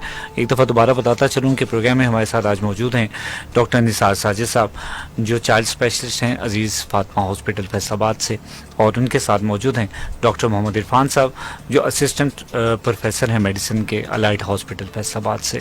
सो गुफ्तगू का सिलसिला जहाँ से टूटा है वहीं से कंटिन्यू करते हैं।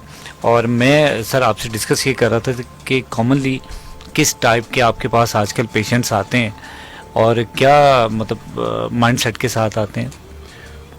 बच्चों में मैंने जैसे पहले भी डिस्कस किया कि सीज़न के हिसाब से बीमारियों की शिद्दत या अक्सरियत में इजाफा होता है। जैसे गर्मी का सीज़न शुरू होता है तो अक्सर ये होता है कि डायरिया, पेट की बीमारियाँ हैं, और साथ साथ जो ये हार्वेस्टिंग ऐसे गंदम की कटाई का सीज़न, तो वो बच्चे या बड़े लोग भी इस वक्त मुतासर हैं जिनको सांस का प्रॉब्लम है या दमे की या सांस की एलर्जी का इशू है। तो ये दो पेशेंट खास तौर पे, बाकी तो रूटीन के पेशेंट हैं जो डिजीज़ के साथ, क्रोनिक डिजीज़, पुरानी बीमारियों के साथ बच्चे आते रहते हैं। बाकी ये है कि टाइफाइड और मच्छर जब जिन दिनों में जाए तो मलेरिया के केसेस आना। किस हद तक ऐसे पेशेंट्स को फेस करना मुश्किल लगता है जो खुद से डायग्नोज भी कर लेते हैं, खुद से ट्रीटमेंट की तरफ भी आ जाते हैं?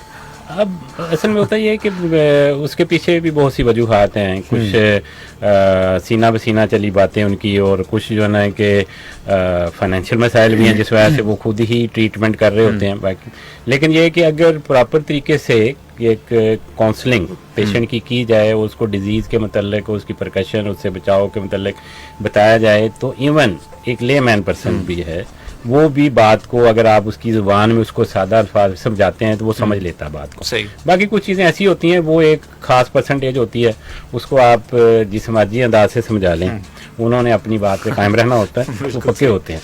बिल्कुल सही है। मैं डॉक्टर साहब आपसे जानना चाहूँगा कि बहुत सारे पेशेंट्स जो हैं वो मेडिसिन लेने के बाद उसको बाकायदा चेक करते हैं, गूगल के ऊपर सर्च आउट करते हैं कि क्या डिजीज़ है, सिम्टम्स क्या हैं, आया कि डॉक्टर साहब ने जो मेडिसिन लिख के दी है ये सही भी होगी या नहीं होगी। तो ऐसे पेशेंट्स को डील करना किस तरह तक आसान लगता है? सबसे मुश्किल ऐसे पेशेंट को ट्रीट करना। सही। क्योंकि ये मोस्टली पूछ आते हैं मेडिकल स्टोर वाले से। सपोज हम एक मेडिसिन यूज़ करते हैं एपीवार, वो मिर्गी के दौरे के लिए भी यूज़ होती है, वो मिग्रेन के लिए भी यूज़ होती है, और बाइपोलर डिसऑर्डर के लिए भी यूज़ होती है। आपको देंगे, वो गूगल से देखेंगे या मेडिकल स्टोर वाले, और उसी वक्त आपके पास आ जाएंगे विद इन आवर्स, डॉक्टर साहब मुझे तो मिर्गी का दौरा ही नहीं है, तो आपने ये क्या कर दिया? मुझे तो कह रहे थे ये मिर्गी के दौरे के, तो आप मुझे मिर्गी के दौरे हैं ये जो आपने। तो एक मेडिसिन के मल्टीपल फंक्शन है, बल्कि कुछ मेडिसिन के डोज डिपेंडेंट है। वो कम मिकदार में अगर डोज देंगे और फंक्शन करेगी, ज्यादा मिकदार में डोज देंगे और फंक्शन करेगी। सही। तो इस वजह से अगर गूगल से या कोई चैट जीपीटी से या इस तरह के मुख्तलिफ IR सॉफ्टवेयर से अगर इलाज मुमकिन हो तो फिर डॉक्टर की ज़रूरत नहीं रहेगी। तो ये सारी चीज़ें कंबाइंड करनी पड़ती हैं। हर अलामत को दूसरे के साथ रिलेट करके फिर तशखीस की जाती है और उस तशखीस के मुताबिक मेडिसिन दी जाती है। और हर मेडिसिन के मल्टीपल फंक्शन होते हैं। कई मेडिसिन ऐसी हैं जिनके दर्जनों फंक्शन हैं, तो अब वो फंक्शन पढ़ेंगे जो उनको नहीं होगा, वो कहेंगे ये तो भाई इस काम के लिए तो आपने हमें किस लिए दे दी। तो इस वजह से जब भी कोई डॉक्टर, मुस्तनद डॉक्टर आपको कोई मेडिसिन देता है तो आप उसको इस्तेमाल करें। हाँ, आप डॉक्टर से डिस्कस कर सकते हैं कि जिसके क्या साइड इफेक्ट हो सकते हैं, किस वक्त खाना मुझे ज़्यादा सूटेबल है, खाने से पहले, खाने के बाद, रात को, और क्या इसके इफेक्ट, फ़र्ज़ करें अगर फीमेल है तो मेरी प्रेगनेंसी पे क्या इफेक्ट हो सकते हैं, मेरे बच्चों पे अगर दूध पिलाने वाली है तो क्या इफेक्ट हो सकते हैं जी, अगर मैं मेडिसिन लूंगी तो बच्चे पे क्या, ये लाजमी डिस्कस करें, फिर मेडिसिन स्टार्ट करें। लेकिन खुद गूगल करके और डिसीजन मेकर बनना ये किसी किस्म का वाइज डिसीजन नहीं। बिल्कुल सही है सर। अमूमन खास तौर पे जो है ना मेडिकल स्टोर वाला जो है कि अक्सर ये होता है, ये प्रॉब्लम बिल्कुल डॉक्टर इरफान ने सही पॉइंट आउट की कि लिखवा के जाएंगे, प्रोफेसर से मेडिसिन लिखवाएंगे, मेडिकल स्टोर वाले की बात पे यकीन करके आधी मेडिसिन मिस कर देंगे अंदर से, या फिर यह है कि जहाँ से कभी इंजेक्टेबल देनी है कहीं पे, तो वो जहाँ से लगवाना है उसकी बात पे अमल करके ये तो बहुत ही हाइपोटेंसी है, ये बहुत गर्म है। हालांकि आप देखें कि मैं उनको कहता हूँ कि ये देखें, आपसे ज्यादा नॉलेज डॉक्टर जो लिख रहा है ना आपको, उसको है, और उसको पता है कि गला खराबी में कितनी डोज मैंने देनी है और टाइफाइड में मैंने कितनी डोज देनी है। बिल्कुल सही। दोनों की डोज में फर्क है, आम एक इन्फेक्शन उसकी डोज में फर्क है, तो इसलिए अपने डॉक्टर पे इत्माद करें। मेडिकल स्टोर वाले को हाँ दवाइयों के नाम तो सारे ही आते हैं उसको, बहुत सी मेडिसिन जो है, लेकिन वो डॉक्टर नहीं है। बिल्कुल सही है सर। बाज़-औक़ात ये होता है, चूँकि फार्मेसी या मेडिकल स्टोर की आप बात करते हैं, हम मेडिसिन लेने जाते हैं तो मेडिसिन एक्चुअल नहीं मिलती है, तो हमें ये बताया जाता है कि जिसका ऑल्टरनेट ले लें, आपके पास सेम सॉल्ट की दूसरी कंपनी की मौजूद है, क्या ले लेनी चाहिए या उससे भी इज्तनाब करना चाहिए? देखिए उसमें दो चीज़ें हैं। अगर तो एक अच्छा ब्रांड लिखा हुआ है तो जरूर लेना चाहिए। ठीक है, वही कोशिश करनी है, एक स्टोर से नहीं। अक्सर ये होता है कि ये ब्रांड चेंज करने वाला मामला उस वक्त पेश आता है कि जब या तो डॉक्टर का अपना कुछ इंटरेस्ट भी शामिल होता है या फिर ये है कि मेडिकल स्टोर वगैरह का खास तौर पे भी होता है कि उसने आजकल आप देखेंगे एक ही साल में जो एक अच्छी कंपनी मल्टीनेशनल ब्रांड है या और अच्छी एक नेशनल कंपनी है, उसका अगर आप 300 में चीज़ अवेलेबल है, आप मार्केट में चले जाएं होलसेल में, वो आपको 25 रुपए में भी पैक मिल जाएगा। सही है, बिल्कुल सही।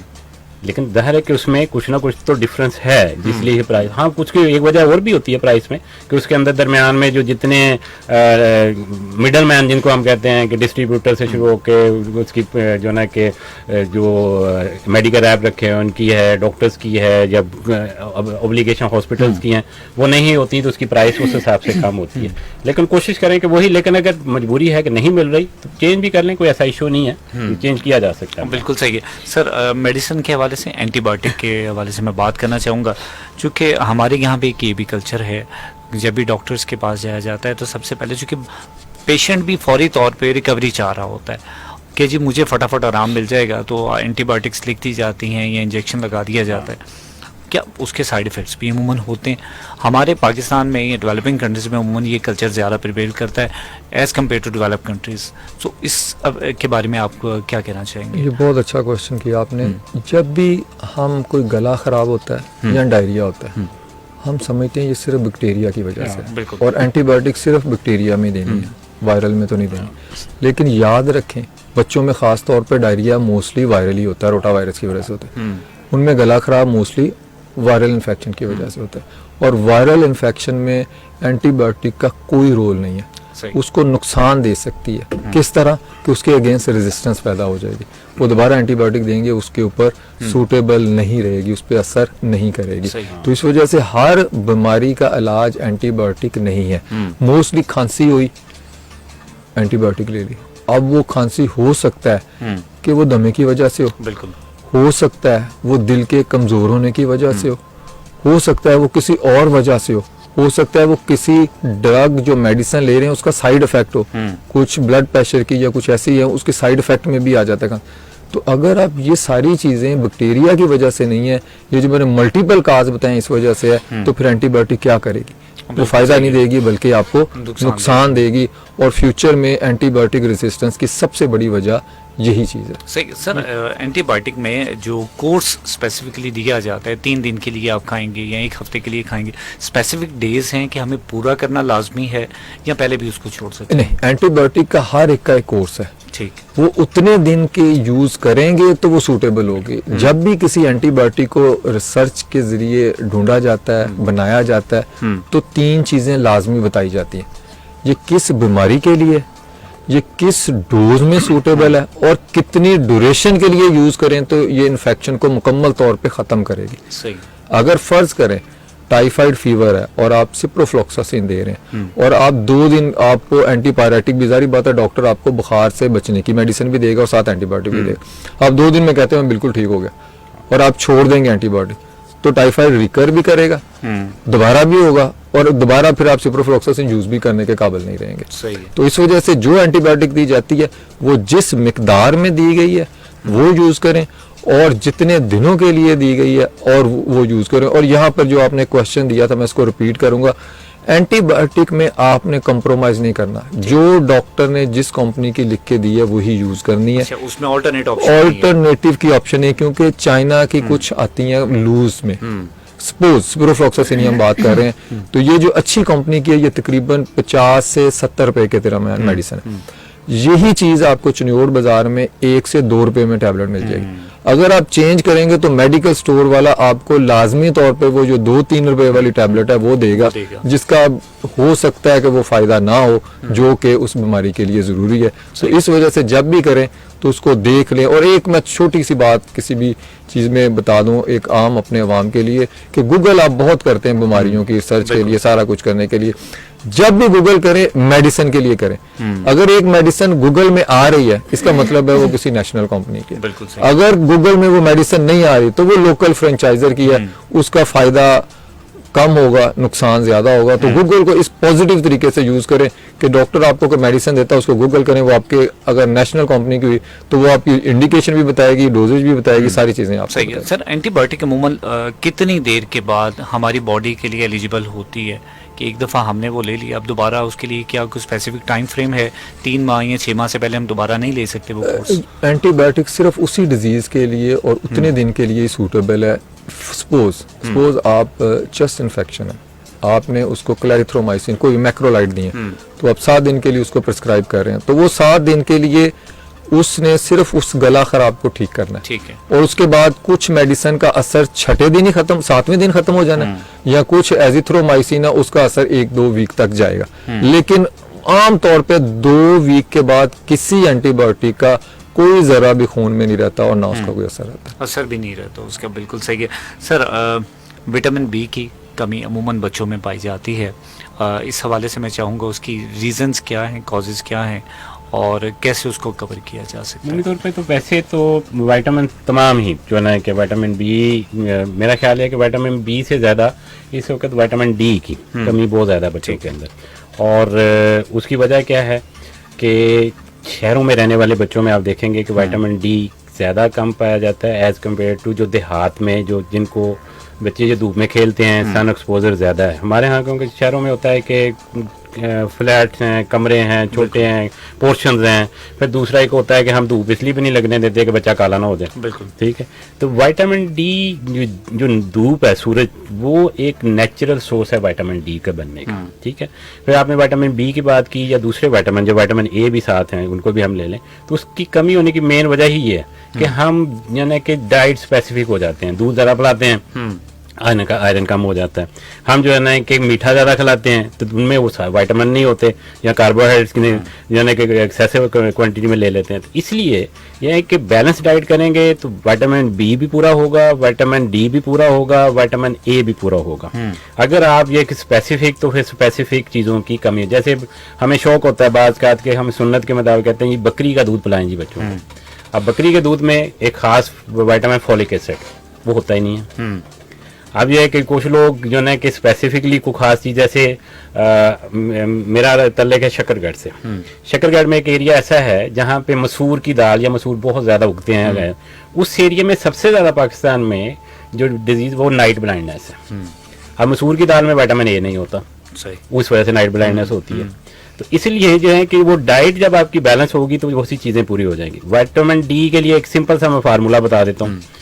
अगर पूरे हफ्ते में आपके बच्चे को 1 घंटे के लिए पूरे जिस्म को धूप लग जाती है तो ये सफिशिएंट है विटामिन डी के लिए बॉडी के। डेली हाफ आवर के लिए आपके सिर्फ हेड को धूप लगे, ये सफिशिएंट है विटामिन डी जो रिक्वायर्ड है बॉडी के लिए पूरा करते हैं। सही है, बिल्कुल सही। सर एलर्जी के बहुत सारे इश्यूज आजकल हैं और बड़ों में भी बहुत ज़्यादा पाए जाते हैं। एलर्जी के हवाले से मैं जानना चाहूँगा कि क्या ये जेनेटिकली होती है या उसकी भी कोई मखसूस वजूहात होती हैं? देखिए, ये एक आप इसको ये समझ लें कि मल्टी फैक्टोरियल, जिसके पीछे मल्टी फैक्टर्स है, उसमें इनहेरिटेंस जो फैमिली का जो रिलेशन है वो भी शामिल है। लेकिन उसके साथ साथ बेसिकली जो इस वक्त एनवायरनमेंट की सिचुएशन है और डाइट की सिचुएशन है उससे प्रॉब्लम ज़्यादा हुई हैं। आपने देखा होगा कि इस वक्त हर घर में एक जैसे 4 बच्चे हैं तो उसमें 2 बच्चे खास तौर पे एलर्जी का शिकार। बिल्कुल। उसकी वजह डाइट्स हैं, खास तौर पे कि हम खास स्पेसिफिक डाइट्स इस्तेमाल करते हैं। जहाँ तक फैमिली का तल्लुक है, हाँ, अगर पेरेंट्स में अस्थमा की बीमारी है या कोई और एलर्जी है तो उसको हम एज ए मेजर क्राइटेरिया लेते हैं कि हाँ इनके बच्चों में भी प्रॉब्लम हो सकता है, लेकिन ये नहीं है कि वो 100% होगा। हाँ, उसके साथ पोल्यूशन है इस वक्त, वो जो इस वक्त शहरों के अंदर खास तौर पे बहुत ज़्यादा है। फिर ये है कि डाइट्स को स्पेसिफिक हैं, जैसे आजकल जो है ना कि जूसेस 3rd क्लास के इस्तेमाल होते हैं, कोल्ड ड्रिंक से बहुत ज़्यादा प्रॉब्लम है, तो उनसे जो है कि ज़्यादा तादाद बढ़ती चली जा रही है। इसमें बचने का जो खास तरीका है वो ये है कि एक तो सबसे पहले आइडियल ये होता है कि पेरेंट्स जो है, मदर खास तौर पे, वो सबसे अच्छी ऑब्जर्वेंट होती है कि मेरे बच्चे को किससे प्रॉब्लम है। सही। और ख़ास तौर पे जो चीज़ें इस वक्त हैं उसमें जूसेस और कोल्ड ड्रिंक्स और ये केचप, सही, ये 3-4 चीज़ें जिनसे बहुत ज़्यादा बच्चों को प्रॉब्लम है। हाँ, दूसरी एहतियात ज़रूर करें कि बच्चों को, ऐसे बच्चे जिनको एलर्जी का मामला है, उनको जैसे जनरल एहतियात की जाती है कि जब एनवायरनमेंट ऐसा है बाहर निकालें, मास्क निकालें, परफ्यूम ना लगाएं, टेलकम पाउडर या खुशबू वाली चीज़ें इस्तेमाल, उनसे वर्सन होती है। बाकी तो वायरसेस हैं बहुत से, और एनवायरनमेंट अगर स्मोकर घर में कोई है वो बहुत बड़ा यानी एक बड़ा सोर्स है उसके लिए। पेट से भी परिंदे हैं घर में, बिल्ली अगर घर में कैट्स वगैरह रखी हुई हैं वो बहुत पुराने कारपेट्स हैं वो यूज़ होते हैं, मैट्रेस इस तरह के हैं वो यूज़ होते हैं, वो पुराने हैं, तो उनसे तो वो फिर ये है कि उस हवाले से वो पेशेंट टू पेशेंट वेरी करके वायरल होती है एलर्जी। सबसे मेन ट्रिगर जो है कि इसको जब यानी कि ये हाइपर रिस्पॉन्सिवनेस है ना, सांस की नालियाँ हाइपर रिस्पॉन्सिवनेस होती है। बाकी तो एलर्जीज डिपेंड करती है, जैसे सांस की एलर्जी है उसमें सबसे ज्यादा कॉमन ट्रिगर है। बाकी स्किन का प्रॉब्लम है, स्किन का प्रॉब्लम हो सकता है किसी एनवायरनमेंट की वजह से हो, किसी चीज लगाने की वजह से हो, किसी एक्सपोजर की वजह से हो, तो वो फिर डिपेंड ये करता है कि वो किस वजह से, उस हिसाब से उसको प्रिकॉशन भी इख्तियार की जा सकती है, मॉडिफिकेशन भी की जा सकती है। सही है, बिल्कुल सही। सर देसी टोटके के हवाले से मैं जानना चाहूँगा, चूँकि कल्चर है, हम जहाँ पे रहते हैं, जिस खिते में रहते हैं, ख़ास तौर पे यहाँ पे देसी टोटके ज़्यादा अप्लाई किए जाते हैं। जब भी हम बीमार होते हैं मेडिसिन की तरफ बाद में जाते हैं, तो इस क्या देसी टोटके लेने चाहिए? अमूमन फ़र्क भी पड़ जाता है, ठीक भी हो जाते हैं। फ़र्क इस वजह से पड़ जाता है कि मोस्टली कुछ बीमारियां जो मसलन वायरल इन्फेक्शन की मैंने बात की, वो सेल्फ रिमिटिंग है, ठीक है, उन्होंने खुद ब खुद ठीक होना है। किसी का 5 दिन का, किसी का 7 दिन का, किसी का 10 दिन का सर्कल है, उसने पूरा करके ठीक हो जाना है। सही। अब जारी बात है जिसको वायरल इन्फेक्शन है वो 5-6 दिन में ठीक हो जाना, उसने टोटका यूज़ करना है। पहले 2-3 दिन तो उसने केयर ही नहीं करनी। हमारे पाकिस्तान में सबका ये मामूल है कि पहले 2 दिन बीमारी को केयर ही नहीं कर, वो सोचते नहीं कि ये, वो कहते हैं कि ये हो जाएगी। 3 दिन बाद उन्हें होश आता है कि नहीं यार ये तो सीरियस सिचुएशन आ गई, बात बढ़ गई है, अब इसका इलाज में। फिर वो किसी दोस्त से, किसी जानने वाले से पूछेगा कि यार ये बीमारी, हाँ यार मेरे उसको थी तो उसने ये यूज की तो आप भी करो, ठीक हो जाना। सही, वो कर लेगा। तो कुछ पढ़े लिखे होते हैं, वो कहते हैं कि यार वो इस तरह की चीज ना मेरे उस दोस्त को हुई थी तो उसे डॉक्टर ने ये मेडिसिन बताई थी, आप भी खा लो, आप भी खा लें, एग्जैक्टली आप भी खा लो, वो खा लेगा। तो ये टोटके सूटेबल होते हैं उन डिजीज में जो खुद ब खुद ठीक हो जाती है। सही। अदरवाइज कोई भी ऐसी डिजीज जिसको एक स्पेसिफिक मेडिसिन की जरूरत है वो टोटके से ठीक नहीं हो सकती। टोटके आप एक उन लोगों की बातें मानते हैं जिनको मेडिकल साइंस की अलग भी नहीं पता, और मोस्टली ये टोटके चलते हैं हमारे देहातों में जहाँ पर लोग एक पंचायतों की शक्ल में इकट्ठे मिलजुल के बैठते हैं और वहीं पे ये टोटके चलते हैं। शहरी आबादी में बहुत कम चांस होता है, और उनमें से मेजॉरिटी होते हैं जो मैट्रिक भी नहीं किया होता, लेकिन वो हर बीमारी का इलाज आपको लाजमी तौर पर बताएंगे, और फिर आप उसको यूज भी बड़े फख्र से करेंगे कि जी इन्होंने बड़ा एक्सपीरियंस बंदा है, बड़ा मंजा हुआ है, इसलिए हमें ठीक बताया। ऐसे ही है। बाकी तो कुछ चीज़ ऐसी है ना जिसको जैसे रूटीन में आप देखें कि गला खराब, गले में पेन है, तो हम कहते हैं गरारे कर लें आप, बिल्कुल ठीक है, वो एक सूदिंग इफेक्ट है।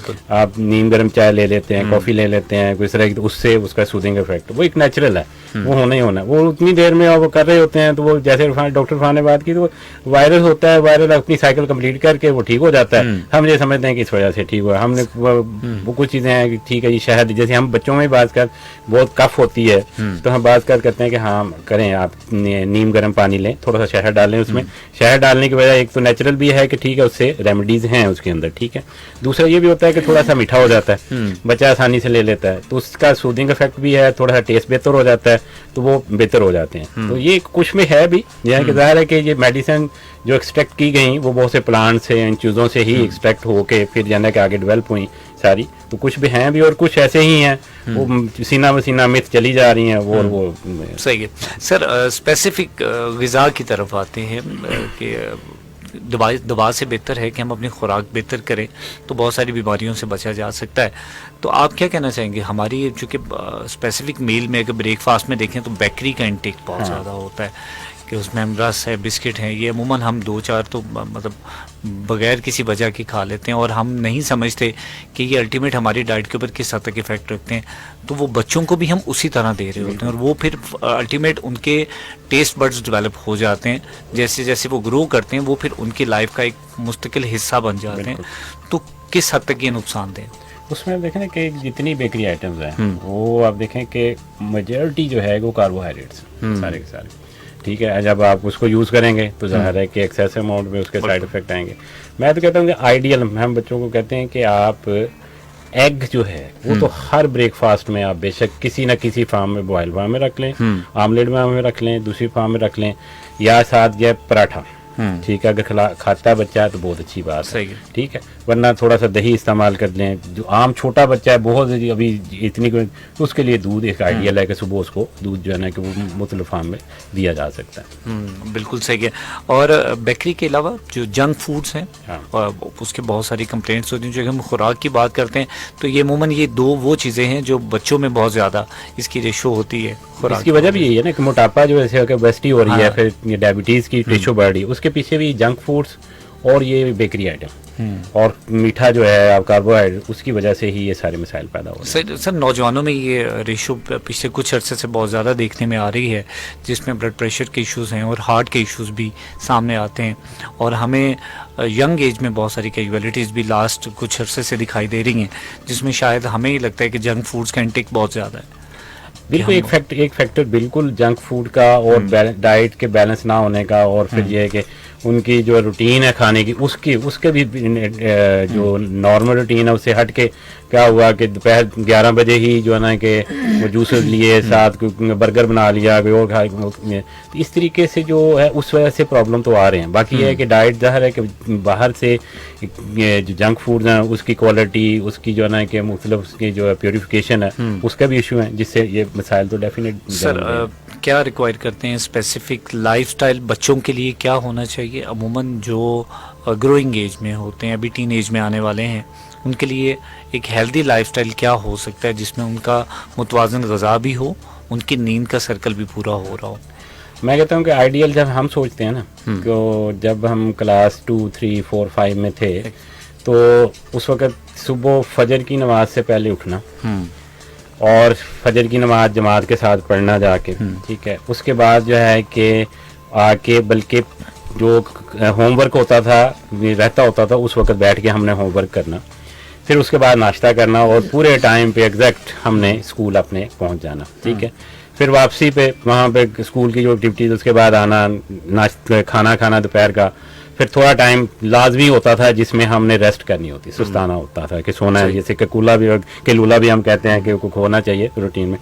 और रात को आपने देखा होगा कि रात अक्सर जगहों पे रात 9 बजे बच्चे सारे जो है कि इशा की नमाज के बाद हो ही नहीं सकता था कि सोना गेम, बहुत रेयर होता था कि कोई कहीं पे जाग रहा। ये सबसे आइडियल है। आजकल क्या है, बच्चा रात 4 बजे सोता है, बिल्कुल, सुबह 8 बजे स्कूल है, 7:30 बजे उठा रहे होते हैं। अब आप देखें कि जिसकी नींद ही प्रॉपर नहीं है, उसने स्कूल में जाके क्या पार्टिसिपेट करना है, क्या सीखना है, कितनी उसकी कंसंट्रेशन होनी है, घर में आके क्या होना है, घर में फिर उसने रेस्ट करनी है, फिर सो के क्या उठता है कि शाम 7 बजे, रात 8 बजे, 9 बजे सो के उठ रहा होता है, फिर वही होता है कि वो रूटीन चलती है, रात फिर 4 बजे तक फिर जागता है।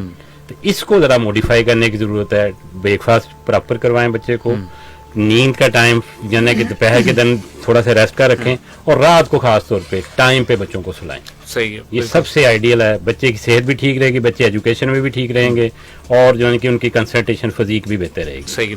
डॉक्टर साहब, फिजिकल हेल्थ बच्चों के या बड़ों के मेंटल हेल्थ को भी मुतासिर करती है?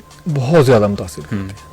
आप समझ लें कि फिजिकल हेल्थ का मेंटल हेल्थ से चोली दामन का साथ है।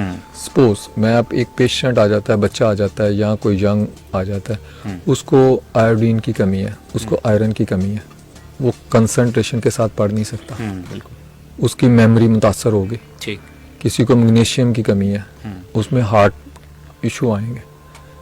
अगर कोई पेशेंट सपोज करता है कि वो एक्सरसाइज नहीं करता, तो उसकी मेंटल ग्रोथ हो ही नहीं सकती, क्योंकि एक्सरसाइज के दौरान ब्रेन को ब्लड सप्लाई बहुत ज़्यादा हो जाती है, और वो ब्लड सप्लाई ब्रेन की ग्रोथ के लिए इंतहाई सूटेबल है। इसके अलावा एक्सरसाइज में मोस्टली ग्रोथ फैक्टर रिलीज होते हैं, और वो ग्रोथ फैक्टर ना सिर्फ बॉडी के लिए बल्कि ब्रेन की ग्रोथ के लिए भी इंतहाई ज़रूरी होते हैं। तो इस वजह से जब तक एक फिजिकल हेल्थ नहीं होगी, मेंटल हेल्थ हो ही नहीं सकती। और फिजिकल हेल्थ के लिए मुतवाज़न ग़िज़ा जिसमें आयोडीन, कैल्शियम, विटामिन डी, हर चीज़ मुनासिब मिकदार में हो। फिजिकल एक्टिविटी यानी कि हम मोस्टली रिकमेंड करते हैं कि at least 45 minute per day walk होनी चाहिए, एटलीस्ट, और 5 डेज वीक होनी चाहिए। अगर आप ये वॉक को अपनी ज़िंदगी का मामूल बना लेंगे एक तो आप बैलेंस वेट के साथ अपनी ज़िंदगी गुजारेंगे और दूसरा बहुत सी बीमारियों से बचे रहेंगे और मेंटली तौर पे आप बहुत ज़्यादा एक्टिव होंगे। सही है। निसार साजिद साहब ने बात की कि मोस्टली बच्चे जो होते हैं वो मोबाइल फ़ोन का ज़्यादा इस्तेमाल करते हैं, स्क्रीन टाइम उनका बहुत ज़्यादा होता है और रात को वो देर तक सिर्फ कार्टून और गेम्स और ये चीज़ें देखते रहते हैं। याद रखें कि रात की नींद मेंटल ग्रोथ के लिए, कॉग्निटिव फंक्शन के लिए इंतहाई ज़रूरी है। ये पॉसिबल ही नहीं कि अगर आप रात की नींद पूरी ना करें और आप मेंटली तौर पे शार्प हो सकें, ये पॉसिबल ही नहीं है। सही है, बिल्कुल तो सही। आप देखते हैं बच्चे इरिटेटिव होते हैं, हाइपर एक्टिव होते हैं, बहुत जल्द गुस्से में आ जाते हैं। वो सबसे बड़ी वजह उनकी रात की नींद का डिस्टर्ब होना होता है। सही है। तो उस वजह से वो मेंटली तौर पे भी डिस्टर्ब होते हैं। इसके अलावा ओबीज बच्चे जो ओवरवेट होते हैं उनमें डिप्रेशन और एंजाइटी की रेशो बहुत ज्यादा होती है। डिफरेंट रिसर्चेस जो हमें देती हैं कि जो ओबीज बच्चे थे उनमें एंजाइटी, डिप्रेशन और कॉग्निटिव इम्पेयरमेंट बहुत ज्यादा थी एज कम्पेयर्ड जो नॉर्मल वेट के बच्चे थे। इसके अलावा जो ओबीज होता है वो एक किस्म का प्री डायबिटिक होता ही है। सही।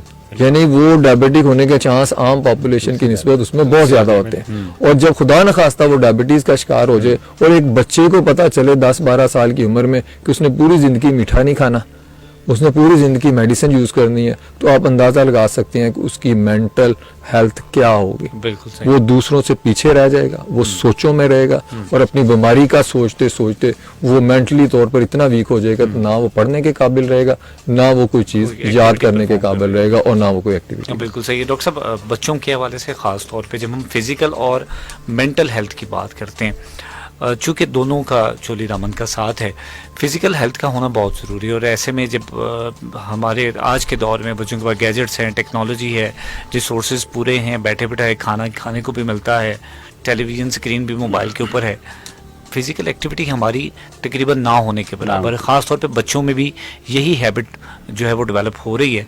तो किस तरीके से मेंटल ग्रोथ जो है वो मुमकिन है बच्चों की? देखिए इसमें एक जनरल चीज़ें है ना, जब आप एक बड़ी आम सी कहावत भी है कि जो सेहतमंद दिमाग है वो सेहतमंद जिस्म का ही जो है होता है। जिस सेहतमंद जिस्म होगा तो सेहतमंद दिमाग होगा। जब यह है कि आप फिजिकली फिट नहीं होंगे उसमें यह है कि फिर वही जो डॉक्टर खान ने बात की कि आपकी कंसंट्रेशन ही नहीं होती। आप आयरन डेफिशिएंट बच्चा आप देखें उसकी सबसे पुअर कंसंट्रेशन होती है, वो सीखता कम है, कॉग्निटिव बिहेवियर उसका जो है कि बड़ा पुअर होता है, थक जल्दी जाता है, थोड़ी सी एक्टिविटी के बाद जो है ना फटीगेबिलिटी का शिकार होता है, टांगों में दर्द की शिकायत कर रहा होता है, ये एकदम सर दर्द शुरू हो गई है जी। तो इसकी वजह यही है कि जब आप फिजिकली फिट नहीं हैं और तो फिर जगह आपका स्टेमिना ही नहीं है बैठने का, आपका स्टेमिना ज़्यादा अब यह है कि स्क्रीन टाइम ज़्यादा, मोबाइल खेलने का, मोबाइल में देखें ना कि आपने बैठे बस ये है कि हमारे यहाँ एक और बड़ा भी प्रॉब्लम वो पेरेंट्स के लिए भी मैं कहना चाहूँगा कि अक्सर ये होता है कि बच्चे जो उनका एक्टिव टाइम दिमाग का होता है वो मोबाइल्स पे वो इन चीज़ों पे लगा देते हैं और उसके बाद वो पढ़ने के लिए बैठते हैं। उसके बाद फिर उनकी कंसंट्रेशन, उनकी परफॉर्मेंस पुअर होती है। तो कोशिश ये करें कि फिजिकली फिट रहने के लिए बच्चों की एक्टिविटी बढ़ाएं। बच्चों को जो है ना कि खेल कूद के प्रॉब्लम तो शहर में बहुत ज़्यादा है कि स्कूल एक छोटा सा घर है 5 मरले का, उसमें स्कूल का है, 10 मरले का उसमें ग्राउंड है ही नहीं। हमारे टाइम में क्या था, हम जहाँ पढ़ते थे वहाँ जो है ना कि कई एकड़ के ग्राउंड थे, ठीक है, कॉलेजेस तक थे, सारी एक्टिविटीज़ होती थी। तो जहाँ पे जिन बच्चों के साथ ये प्रॉब्लम है कि जिनके उनको चाहिए कि फिजिकल एक्टिविटी है कि खुद उनको पार्टिसिपेट करें, डेली नहीं कर सकते, कम से कम छुट्टी वाला दिन जो है उस दिन तो बच्चों को लेके साथ जो है ना कि कहीं किसी खेल की एक्टिविटी में पार्टिसिपेट खुद करें, उनको करवाएं।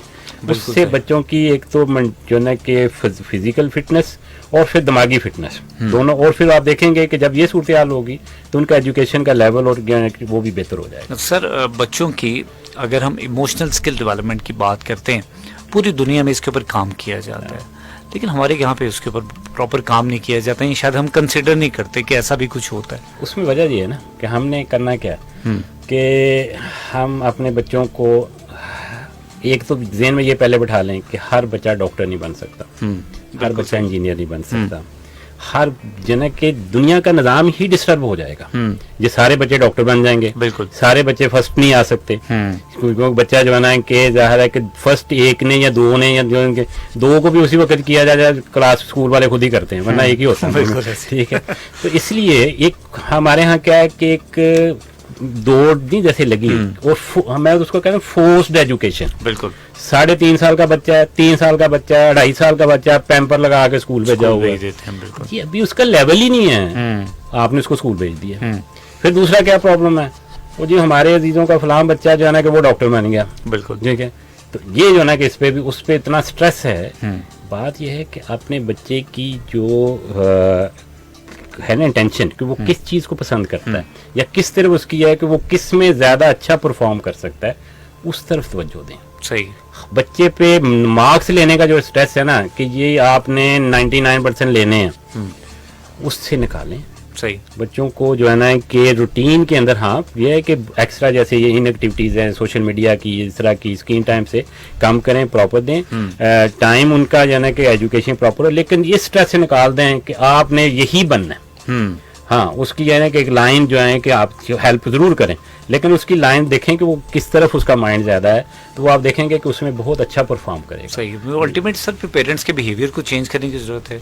ठीक है, पूरे कि सिस्टम को आप चेंज करना चाहते हैं, बिल्कुल, क्योंकि हमारे कल्चर में कंपैरिजन बहुत ज़्यादा होता है सिबलिंग्स के साथ, फिर प्रेशर बहुत ज़्यादा होता है, नंबर सिस्टम की वजह से बहुत ज़्यादा बच्चे को डिफ़िकल्टीज़ को फेस करना पड़ता है। फिर अल्टीमेट हमारा लाइफस्टाइल जो है वो बच्चों का वो इतना कोई कंफर्टेबल नहीं होता, जिसकी वजह से तबीयत में प्रॉब्लम आती है।